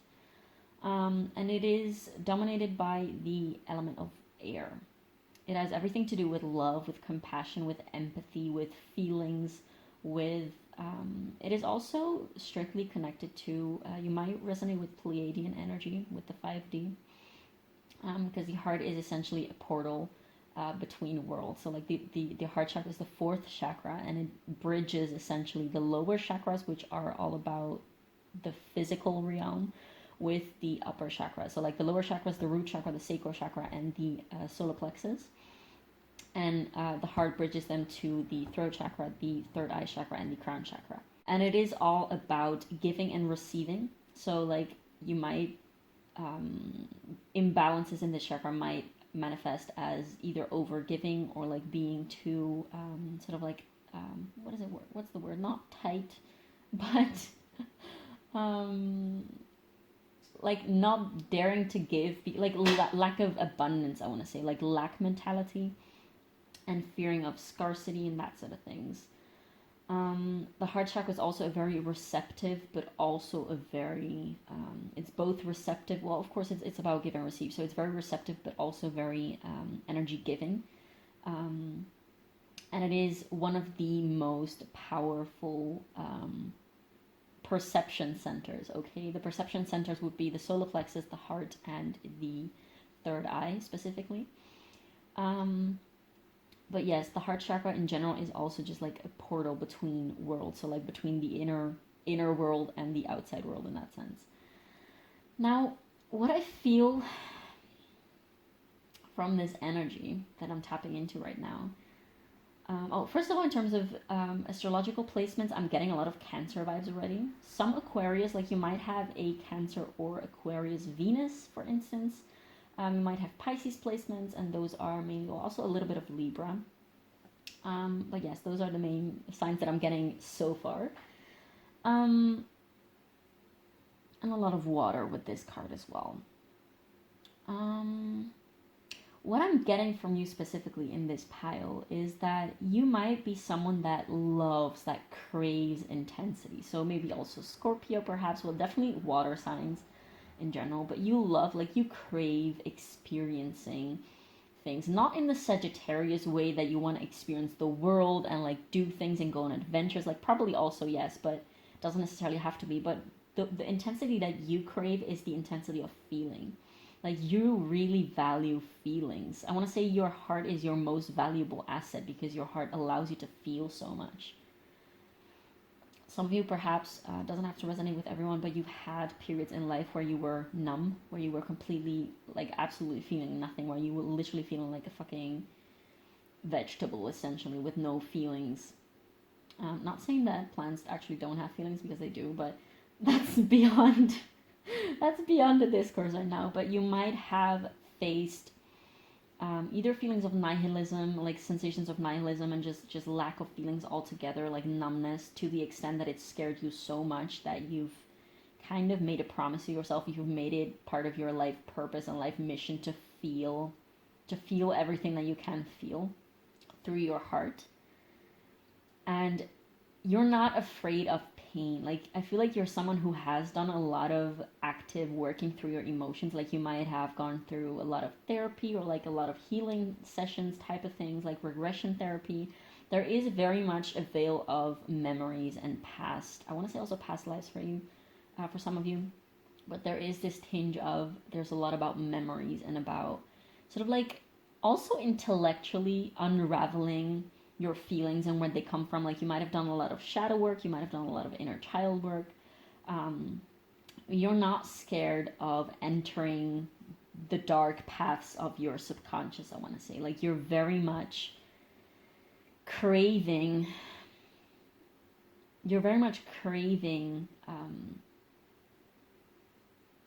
understanding yourself and understanding your emotions and understanding other people's emotions. And like you might be one of those people who is very welcoming of other people's emotions. Like you might be one of those people that gets told often like, oh, you're so easy to talk to, and like, thank you so much for understanding me. And you're the only person who can understand me and understand my pain. And I'm so grateful for you listening to me. Like you might be someone that enjoys listening to others without judgment, without, you have this very embracing energy towards emotions. So this is not an actual blockage or like an underactivity or like an overactivity. I'm not really, like your heart chakra is pretty strong. So spoiler, there was another pile that was not really about like a blockage or an imbalance. Like, of course, we can ask some questions to the cards, but the cards will always just come through with whatever it is that you need to hear. So you might be looking for, you know, what is what is wrong with my heart chakra? Like, how am I blocking my heart chakra? But that might not be the case, and that might not be something that you need to talk about or like hear about. But you essentially are on a mission of love. That's what I want to say. Like, you might resonate with starseed energy, definitely. You are here to discover love and find love in every place that you can potentially find it, and to create love and to make love, I want to say. You're a creature of love, essentially. You might definitely, there is a lot about human relationships. You might be someone who is into polyamory, like someone who is non-monogamous. It will differ for all of you whether you're in a relationship or not. This is not necessarily what it is about, but I feel like you are one of those people who very much, I'm also getting a little bit of Virgo, like Virgo moon perhaps, Virgo Mars, I want to say. You are very much interested in learning how to love other people better. And I want to say you've been on a journey. You've been on a very long, charge full, I want to say, like, journey of also extending compassion, not only towards yourself, but also not only towards others, but also towards yourself. Like, you're really dedicated to, I want to say, part of your dharma. Like, you might identify part of your dharma as learning how to love yourself and how to love others equally as much and equally in the right way, essentially. Like, you know that not everyone wants or needs to be loved in the same exact way, and you're very dedicated into learning, okay, like, how do I love you the best, and how do I love you the best, and what do you need from me, and can I give that to you? And you're learning how to communicate from your heart space, I want to say. And you're not so much worried about things like fights or like even breakups, or things like just disagreeing, and things that are like, you're not afraid of losing harmony for a second within a connection, like not necessarily strictly romantic relationships, but you're not afraid of things like fights and arguments and disagreements, because you are aware of the fact that what truly matters is how you resolve those things. And you're not afraid of going into conflict, if that means, like, you know that going into conflict and being confronted by someone else, and confront each other with something that might not be exactly working at this time within a connection, you're aware that that simply means I care, and I care about fixing this, and I care about keeping you in my life, and I want this to be harmonious. And you will always, always, always make sure, like, I feel like you're very stable in the energy of your heart. Like, it might have taken you a long while to get in touch with the truth of your heart and your intuition as well. Like, this also talks about like listening to your instincts. Like, you are a very intuitive person. You're not only cerebral, although I do feel like you're very well, we have the fox with clever, with your swift and smart, so you might have definitely you might have one of like the smart signs in your chart as well, like maybe your moon sign. So that would be, like, stereotypically speaking, that would be Virgo, Gemini, Capricorn, probably something else too, but thinking of those at the moment. But you might have definitely a very bright mind, I want to say, but also a very bright heart. Like, you're all about this balance between the heart and the mind. Like, you're not willing to shut down either of those. You know that they have to co-create in order to make things work, as much as you're aware of the fact that you have to balance, like, your human sides with your spiritual, like, starseed sides. You might have gone through in the past through a lot of spiritual bypassing, probably on yourself as well. Like, this is very mature energy, okay? This doesn't have to do anything with age. You might just be someone who has gone through a lot, and who has worked through a lot, and who has solved a lot, and who has had a lot of breakthroughs, and who has changed a lot over the course of your life.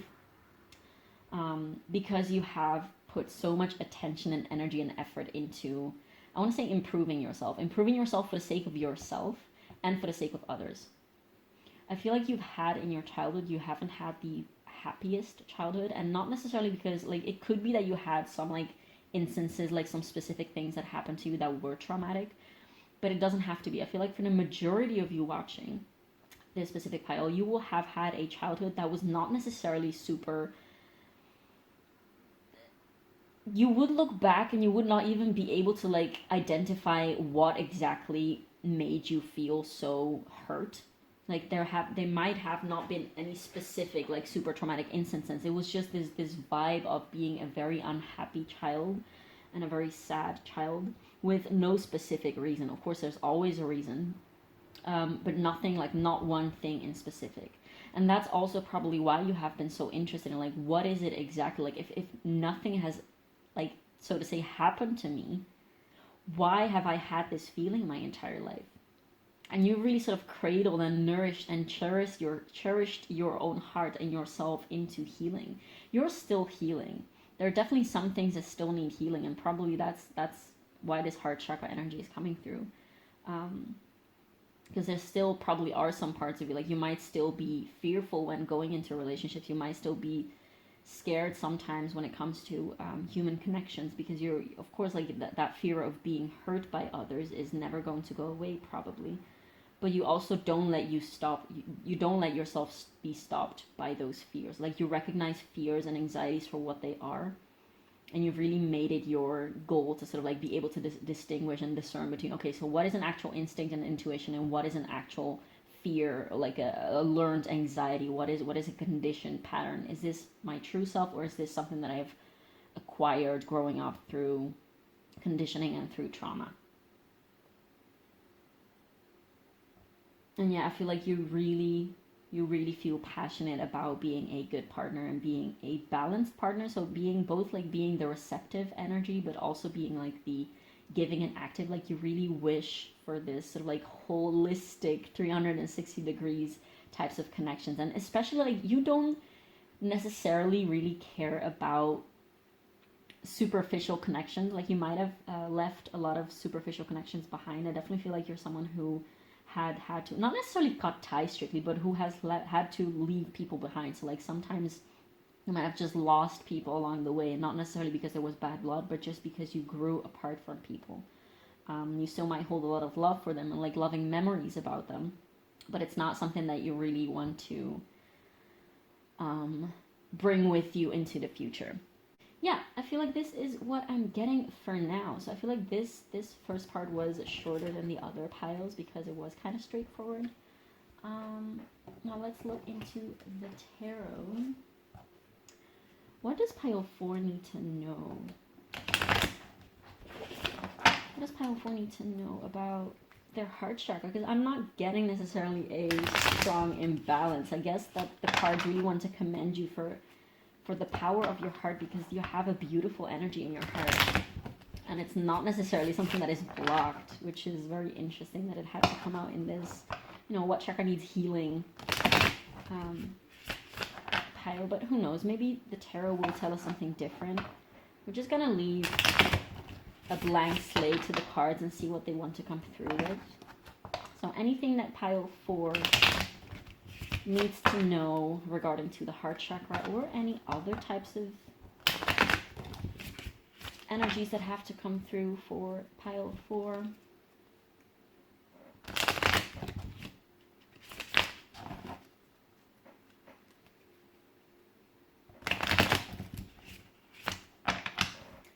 Okay, so what does pile 4 need to know?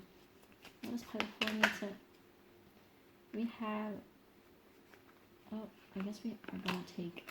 I don't feel like the 3 of Pentacles is relevant, but this one turned over, and it is the 8 of Wands. So yeah, you definitely might be someone who is very much in touch with the divine. Because the 8 of Wands is also the card of downloads, so to say. We have the 5 of Swords, which is all about conflict. So let's see what comes out more about that. What does pile 4 need to know? What else do we have for pile 4? What do we have for pile 4? What does pile 4 need to know at this time? You might be someone who is into Egyptology. That just randomly came through. And you might be like very much interested in, again, like star seed energy and oh, we have the King of Cups. This is the cutest King of Cups that I've ever seen in my entire life. I love this card so much. But yeah, you might definitely be someone who is into, again, things like past lives and I would suggest you look into your North Node and South Node placements in astrology if you don't know those yet, because those might actually give you a lot of insight about just the whole journey that you're on to, about like healing and understanding and discovering things and parts about yourself, and the depths of yourself. This card wanted to come out below the Eight of Wands, and it is the Hanged Man. Yes. So this tells me immediately, like, you are someone who is very clearly, like, your higher chakras are also very strong, I want to say. You are very easily in touch with the universe. Like, you probably get sometimes some downloads. And I want to say, since you might be watching this reading, and like perhaps if you saw the heart chakra coming out, you'd be like, oh yes, please tell me what more I can heal about my heart. Like, what is it that I need to heal about my heart currently? And the cards are telling you, wait. Because right now you're doing just fine. You've done so much already, and you should not be expecting yourself to be like constantly healing. That's not a thing. Like, you've healed so much already, and like you should be allowing yourself also to enjoy and rejoice in all of the healing that you've already done. Like, enjoy the person that you've become, because you've come so far already. And with the Hanged Man, it's really telling me, like, first of all, it's really cute that it's like a caterpillar. I love this deck so much. Very, very much Cancerian and watery vibes. So yeah, it's not surprising that this is coming out with this this deck. But what this is telling me is essentially the universe is saying, like, right now, if not much more healing is coming through, especially like through this reading, there's not much that is being blocked right now at this specific time, and that's because there just isn't anything. Like, if something needs to come up, it will, but it will in due time. You can't force, or you can't, like, what is the word, like, accelerate your healing if there's not much healing to do right now at this time. Like, sometimes, yeah, perhaps you are still to meet new people who will trigger new parts of new wounds. Like, perhaps you still are to get into situations that will teach you more about yourself and about your, like, that will prompt your healing further. But right now, if not much is happening in terms of that, if you feel like you're being stuck, that's just that means that that's where you need to be at right now. Okay, there's, like, don't try to force it. Don't try to make yourself broken while you're really not broken. Don't try to find more faults within you than is necessary. Like, don't actually go look too much, again, like Virgo vibes, your Virgo moon perhaps, but like, don't go too much looking into what is wrong with me and what is wrong with this dynamic that I'm having currently. Like, if something is telling you that something is wrong, sure, go into it. Go with your intuition, go with your heart center, and explore that and see where, like, those specific feelings and need for change and need for healing comes from. But don't actually sort of like create more situations for healing than necessary, if that makes sense. What else do we have for pile 4? What does pile 4 need to know? Like, I feel like you have a lot of softness to you, but a lot of strength too. Like, you might be someone who actually has a very cute, soft, bubbly exterior. You might be a Cancer rising perhaps. But you also have this, like, power. You know that there's power in softness and in gentleness. And you are likely a very compassionate communicator. You might have a very soft, like, you might be very soft spoken.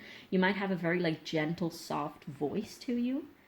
And you indeed value a lot, like, the balance between being truthful, being genuine, being authentic, but also being genuine.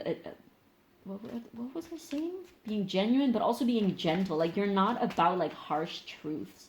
You will always choose the soft way, because you know that that's your power, and you know that your power lays in being soft and in being loving. Even when you have to, like, call people out on their bullshit, or like when you have to confront people, you will always strive to do that in a soft way, because you know that that's the most powerful, like, power in softness, I want to say. What else do we have for pile 4? What does pile 4 need to know? What does pile 4 need to know?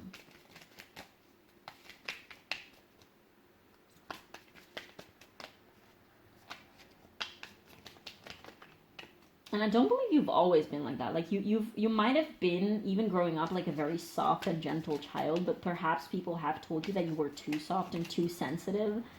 and too gentle and too kind, and maybe too shy and too timid and too sort of like closed off for some of you. And you might have tried at some point to fit the narratives of others and try to be more like others and be more like outspoken and be more sort of like harsh, I guess. But you soon have found that that doesn't work, that that doesn't resonate with you, that that's not who you are, and you're not supposed to let the world make you hard, essentially. And you had to sort of like come back to yourself and find that gentle... Okay, so does this have to be in reverse? We have the Page of Pentacles below the Five of Swords. And does this... Which way? Okay, well, I guess we're just going to take it like that. And we have the Eight of Swords below the King of Swords. Something that is coming through with this Five of Swords and the Page of Pentacles in reverse. People have definitely, especially probably in your childhood and in your teen years, you might definitely resonate with someone who is kind of shy and kind of not super out there, not super like energetic all the time. Like, sure, if you get comfortable with people, then you might get super weird, but that's not your general energy. Like, your energy is definitely very soft and very loving and very quiet and gentle. This tells me that people have not been very kind with you at all. Like, you might have actually been actively bullied. People might have taken advantage of you because you are such a soft, gentle soul, and people might have taken advantage of that. People might have walked over you, essentially. And that has really taught you the value of like these experiences, people not being nice to you, people being unkind to you unnecessarily, have really showed you the value of being kind at all times and at all costs. And you know that people are going through things behind closed doors and behind the scenes that not everyone sees and not everyone knows about, and not everyone... Like people's pain, like everyone, you're very much aware that everyone is suffering and fighting their own inner silent battles, and they don't really necessarily show it all of the time. If anything, most people go around living life as if nothing is wrong and nothing's happening, and then like they might actually go around on Twitter or something like that and then move on with their day as if nothing is wrong. You're very much aware of that, and you want to be a change essentially in that, either consciously or subconsciously. You want to make a change in that. You want to be that person who is authentic and wears their heart on their sleeve, I want to say, and wears their sadness and their pain on their sleeve, and be okay and be in harmony with all of those things. You know that there's nothing wrong with having pain and with grieving things. You know that those are things that are very necessary. And you want other people to feel very welcome within their emotions as well. And it pains you to see when people are suffering within their emotions, because you know that you wish that other people would see that it is okay to have those emotions, and that their suffering is really not coming from the emotions themselves, but that it is coming from their attitude towards suffering, if that makes sense. I'm just getting the insight now that all of this that I'm saying, like, this might be actually be your future self, or like this might be the direction in which you're going. Like, some things that I'm saying that you already know, you might be in the process of learning, and you might be in the process of integrating. So this actually might be messages for you that you need to learn. Like, it doesn't have to be necessarily things that you already know.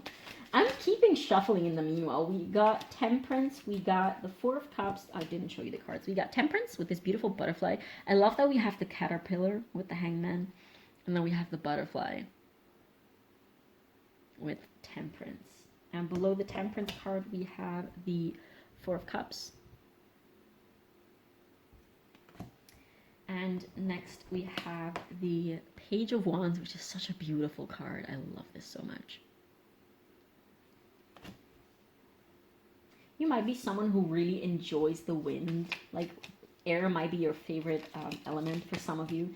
Like, the wind makes you feel less lonely if you're like walking. Like, some of you might have been struggling or like dealing with losing a dog or a pet recently. Seeing also a cat right now with the High Priestess coming below the Page of Wands. Like, you might be someone who really enjoys... I want to take a couple more cards. You might be someone who really enjoys like standing on the edge of a cliff or something and just enjoying feeling the wind, and the wind really calms you down, for some of you. What else do we have here? Oh, I guess we're gonna take these. We have the Ten of Cups and the Sun. Such beautiful, I love this deck so much. It's so soft and gentle, and it really suits your energy. And then on the bottom of the deck, we have the Empress. Look at her. Oh my god. And the Two of Wands and the World. Yeah, your light is very, very bright, but very gentle. Like, it's not like, how do I explain this? It's not like fireworks and explosions and powerful, exuberant energy. It's very beautiful. I'm thinking about the stone celestite. With all these like pastel colors as well. Like, you're very, very gentle, and I love that so much. And you are so, like, you are very much able, without any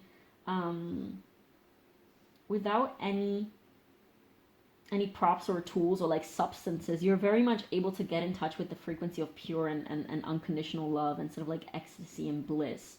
Like, you definitely might have had experiences with those things, but not necessarily.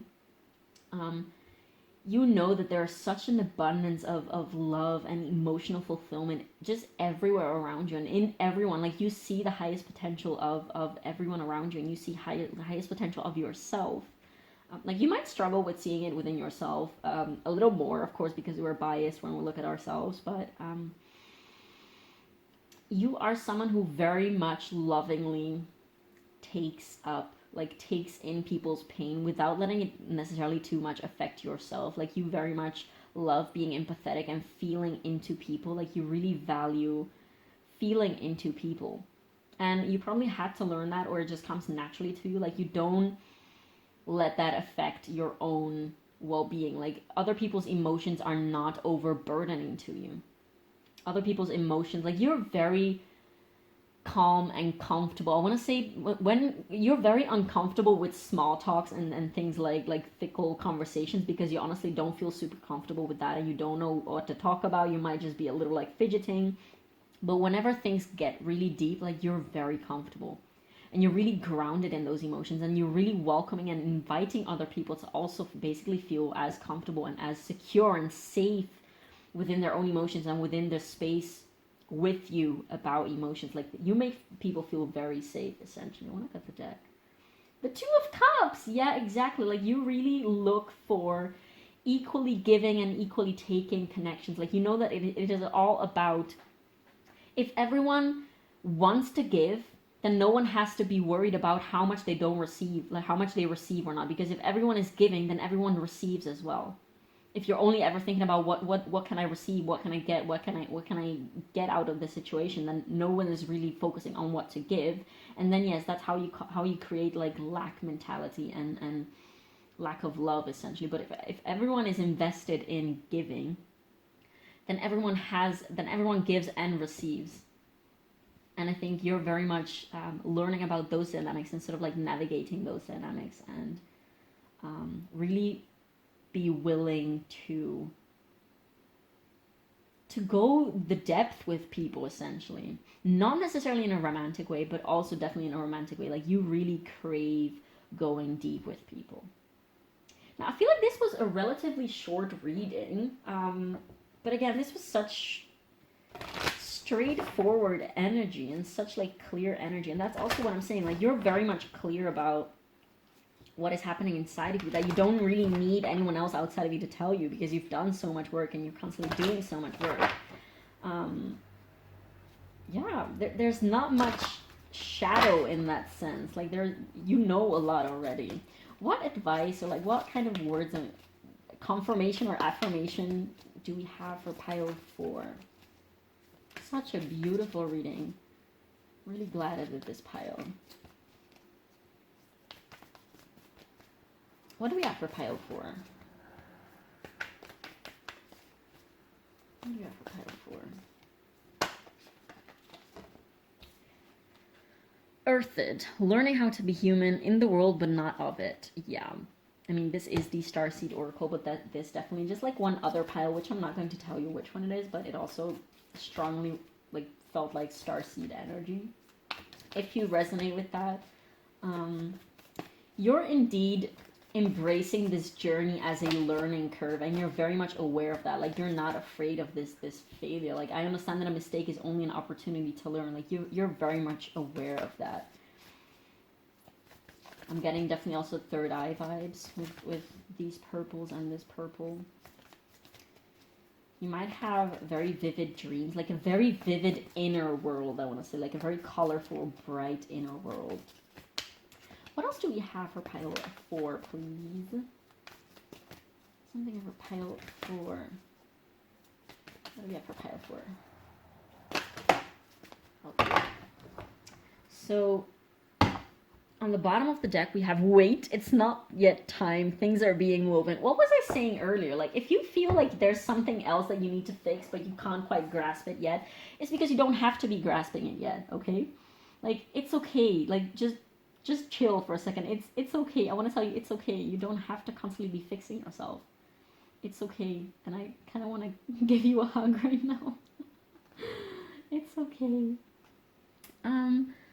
Will and Orca elders share your song, frequency of sound, diving deep? Yeah. You might be someone who likes to sing and likes to like write and like express yourself through perhaps like your voice. And you're really meant to share like your beautiful loving energy in whichever way fits you. This might differ for everyone. Like, you might, some of you might be a poet writer, some of you might be like, I don't know, like a botanist or whatever. Some of you might play music, some of you might write lyrics or something. There's really no one correct way of sharing your song, essentially. But this is definitely encouraging you to keep doing this, because your essence, sharing your energy with the world, is so needed. And people probably have told you like it's so needed what you're doing, and like just by virtue of being you, it's not fickle work what you're doing, essentially. So the universe are just telling you to keep doing that and to not worry about having to constantly hear yourself. I want to repeat that for those of you who might have overheard that. But yeah, what else do we have for pile 4? Here's some channel messages. What do we have for pile 4? One fell out already, but I want to take another couple more. I guess we're taking these. So the first one to fall out was eyes, and I'm getting this image of like very bright blue. I'm getting Cancer rising vibes very, very strongly, but like crying. That might be something that you love. You might be one of those people who's like, I love crying. And when someone tells you like, oh, I really had a mental, like an emotional breakdown and I was crying a lot, you might, instead of being like, oh no, like don't cry, like people usually would do, you're really like, yes, nice, like crying is good. How does it feel now? Do you feel cleansed and released? Yeah, like, yep, you might be like a crying lover, which is kudos to you, because not everyone has that either. Next we have nuance. So I don't get the idea that you are a very black and white person, but maybe something that you are meant to bring to the awareness of other people is indeed like nuance. Like, pain doesn't have to be painful. Pain can just be pain, if that makes sense. Pain can just be an emotion, you know. Sadness can be just an emotion. It doesn't have to be bad. Yeah, in that sense. Next, silver lining. I feel like you don't have issues with finding the silver lining. I feel like you're always looking for that silver lining. Silver lining also came out, not the card, but just me saying it. It came out into another pile that I did, which again, I'm not going to spoil to you which one it is, but yeah, essentially finding the beauty and the shininess in dark situations and in like bad negative situations as well. That's definitely part of what you're meant to be doing here. Paralysis by analysis. Yeah, if you do, Virgo moon vibes strongly. No way out with this. I'm getting no way out but through, and you're very much aware of that. Like, sometimes you might feel a little, I want to say, yeah, paralyzed by your analyzing of everything. And that can still happen, of course, even if you are very much grounded in this, in the sense of who you are and what you're meant to do, and like in your feelings. It doesn't mean that you don't sometimes do get overwhelmed a little with like this wave of emotions coming in, especially when new things come up. Like, it's a thing, of course, when you work through your emotions, you might just be like very familiar with a lot of those emotions, but sometimes like something completely new enters in that you don't quite grasp and don't quite get yet. You're like, oh, where does this come from? Like, I haven't felt this in a long while. Why is this suddenly being triggered? And that is indeed, that is the moment that is basically inviting you to go deeper into like more healing, essentially. Okay, not before that. Don't go looking for it. It will come to you. It will come to you when it needs to be looked at and when it needs to be healed. Thoughts, be mindful of your thoughts, but I feel like you're aware of that already. And divine masculine, yeah, we had this King of Cups as well. You might definitely do have strong divine feminine energy, but also divine masculine, in the sense that you're very much able to contain your own divine feminine as well as other people's feminine, like watery emotional energies. And that's something that is so beautiful. Although I do feel like for the most of you, you will be more feminine energies, but this doesn't have to be. Of course, divine masculine is coming out, and you are you are coming out as the King of Cups here and the King of Swords below here, so you definitely might have some stronger masculine energy to you. Yeah, so let's take some advice from the Rebel deck, which I always want to give a little disclaimer about this deck. It's one of my favorite advice decks because it's just freaking bomb. It's a little crude sometimes, in the sense that it might come across as a little harsh, but it's harsh in a funny way, okay? So please only take what resonates with you. I find, especially with like channel messages and advice messages, they are so specific that they might not resonate with everyone watching, because they're not meant to. So again, you will know which messages are for you and which ones aren't. I will do another shuffle because the last one was very bad. Better. Okay, so what advice do we have for, I guess this one will come out. Stop sleeping so damn much. Wake up, you're missing some cool shit. This card literally came out in 3 of the 4 piles. So that is interesting. Interesting. Okay, so what else do we have for pile? This also came in another reading. You're giving away your power. You're a badass. Act like it. What else do we have? Oh, another card flipped. Oh. Love! Get some, give some, it will cheer your ass up. Exactly. If you do have Virgo placements and you are one of those people who actually hesitate before asking for help to other people and just waits until you've sorted your shit out before actually admitting that you were struggling, this might be your call to stop doing that. Because you know the power of love, and you know that people will welcome you, and you know how to make space for yourself in those emotional states. So yeah, don't deprive yourself of love. Although I don't think it will resonate with a lot of you, because this energy is just so pure and so already like powerfully loving that yeah.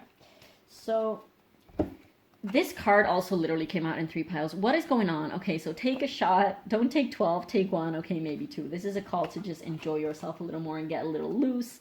Believe what you see. So there's something with eyes, and perhaps with your third eye as well. Believe what you see.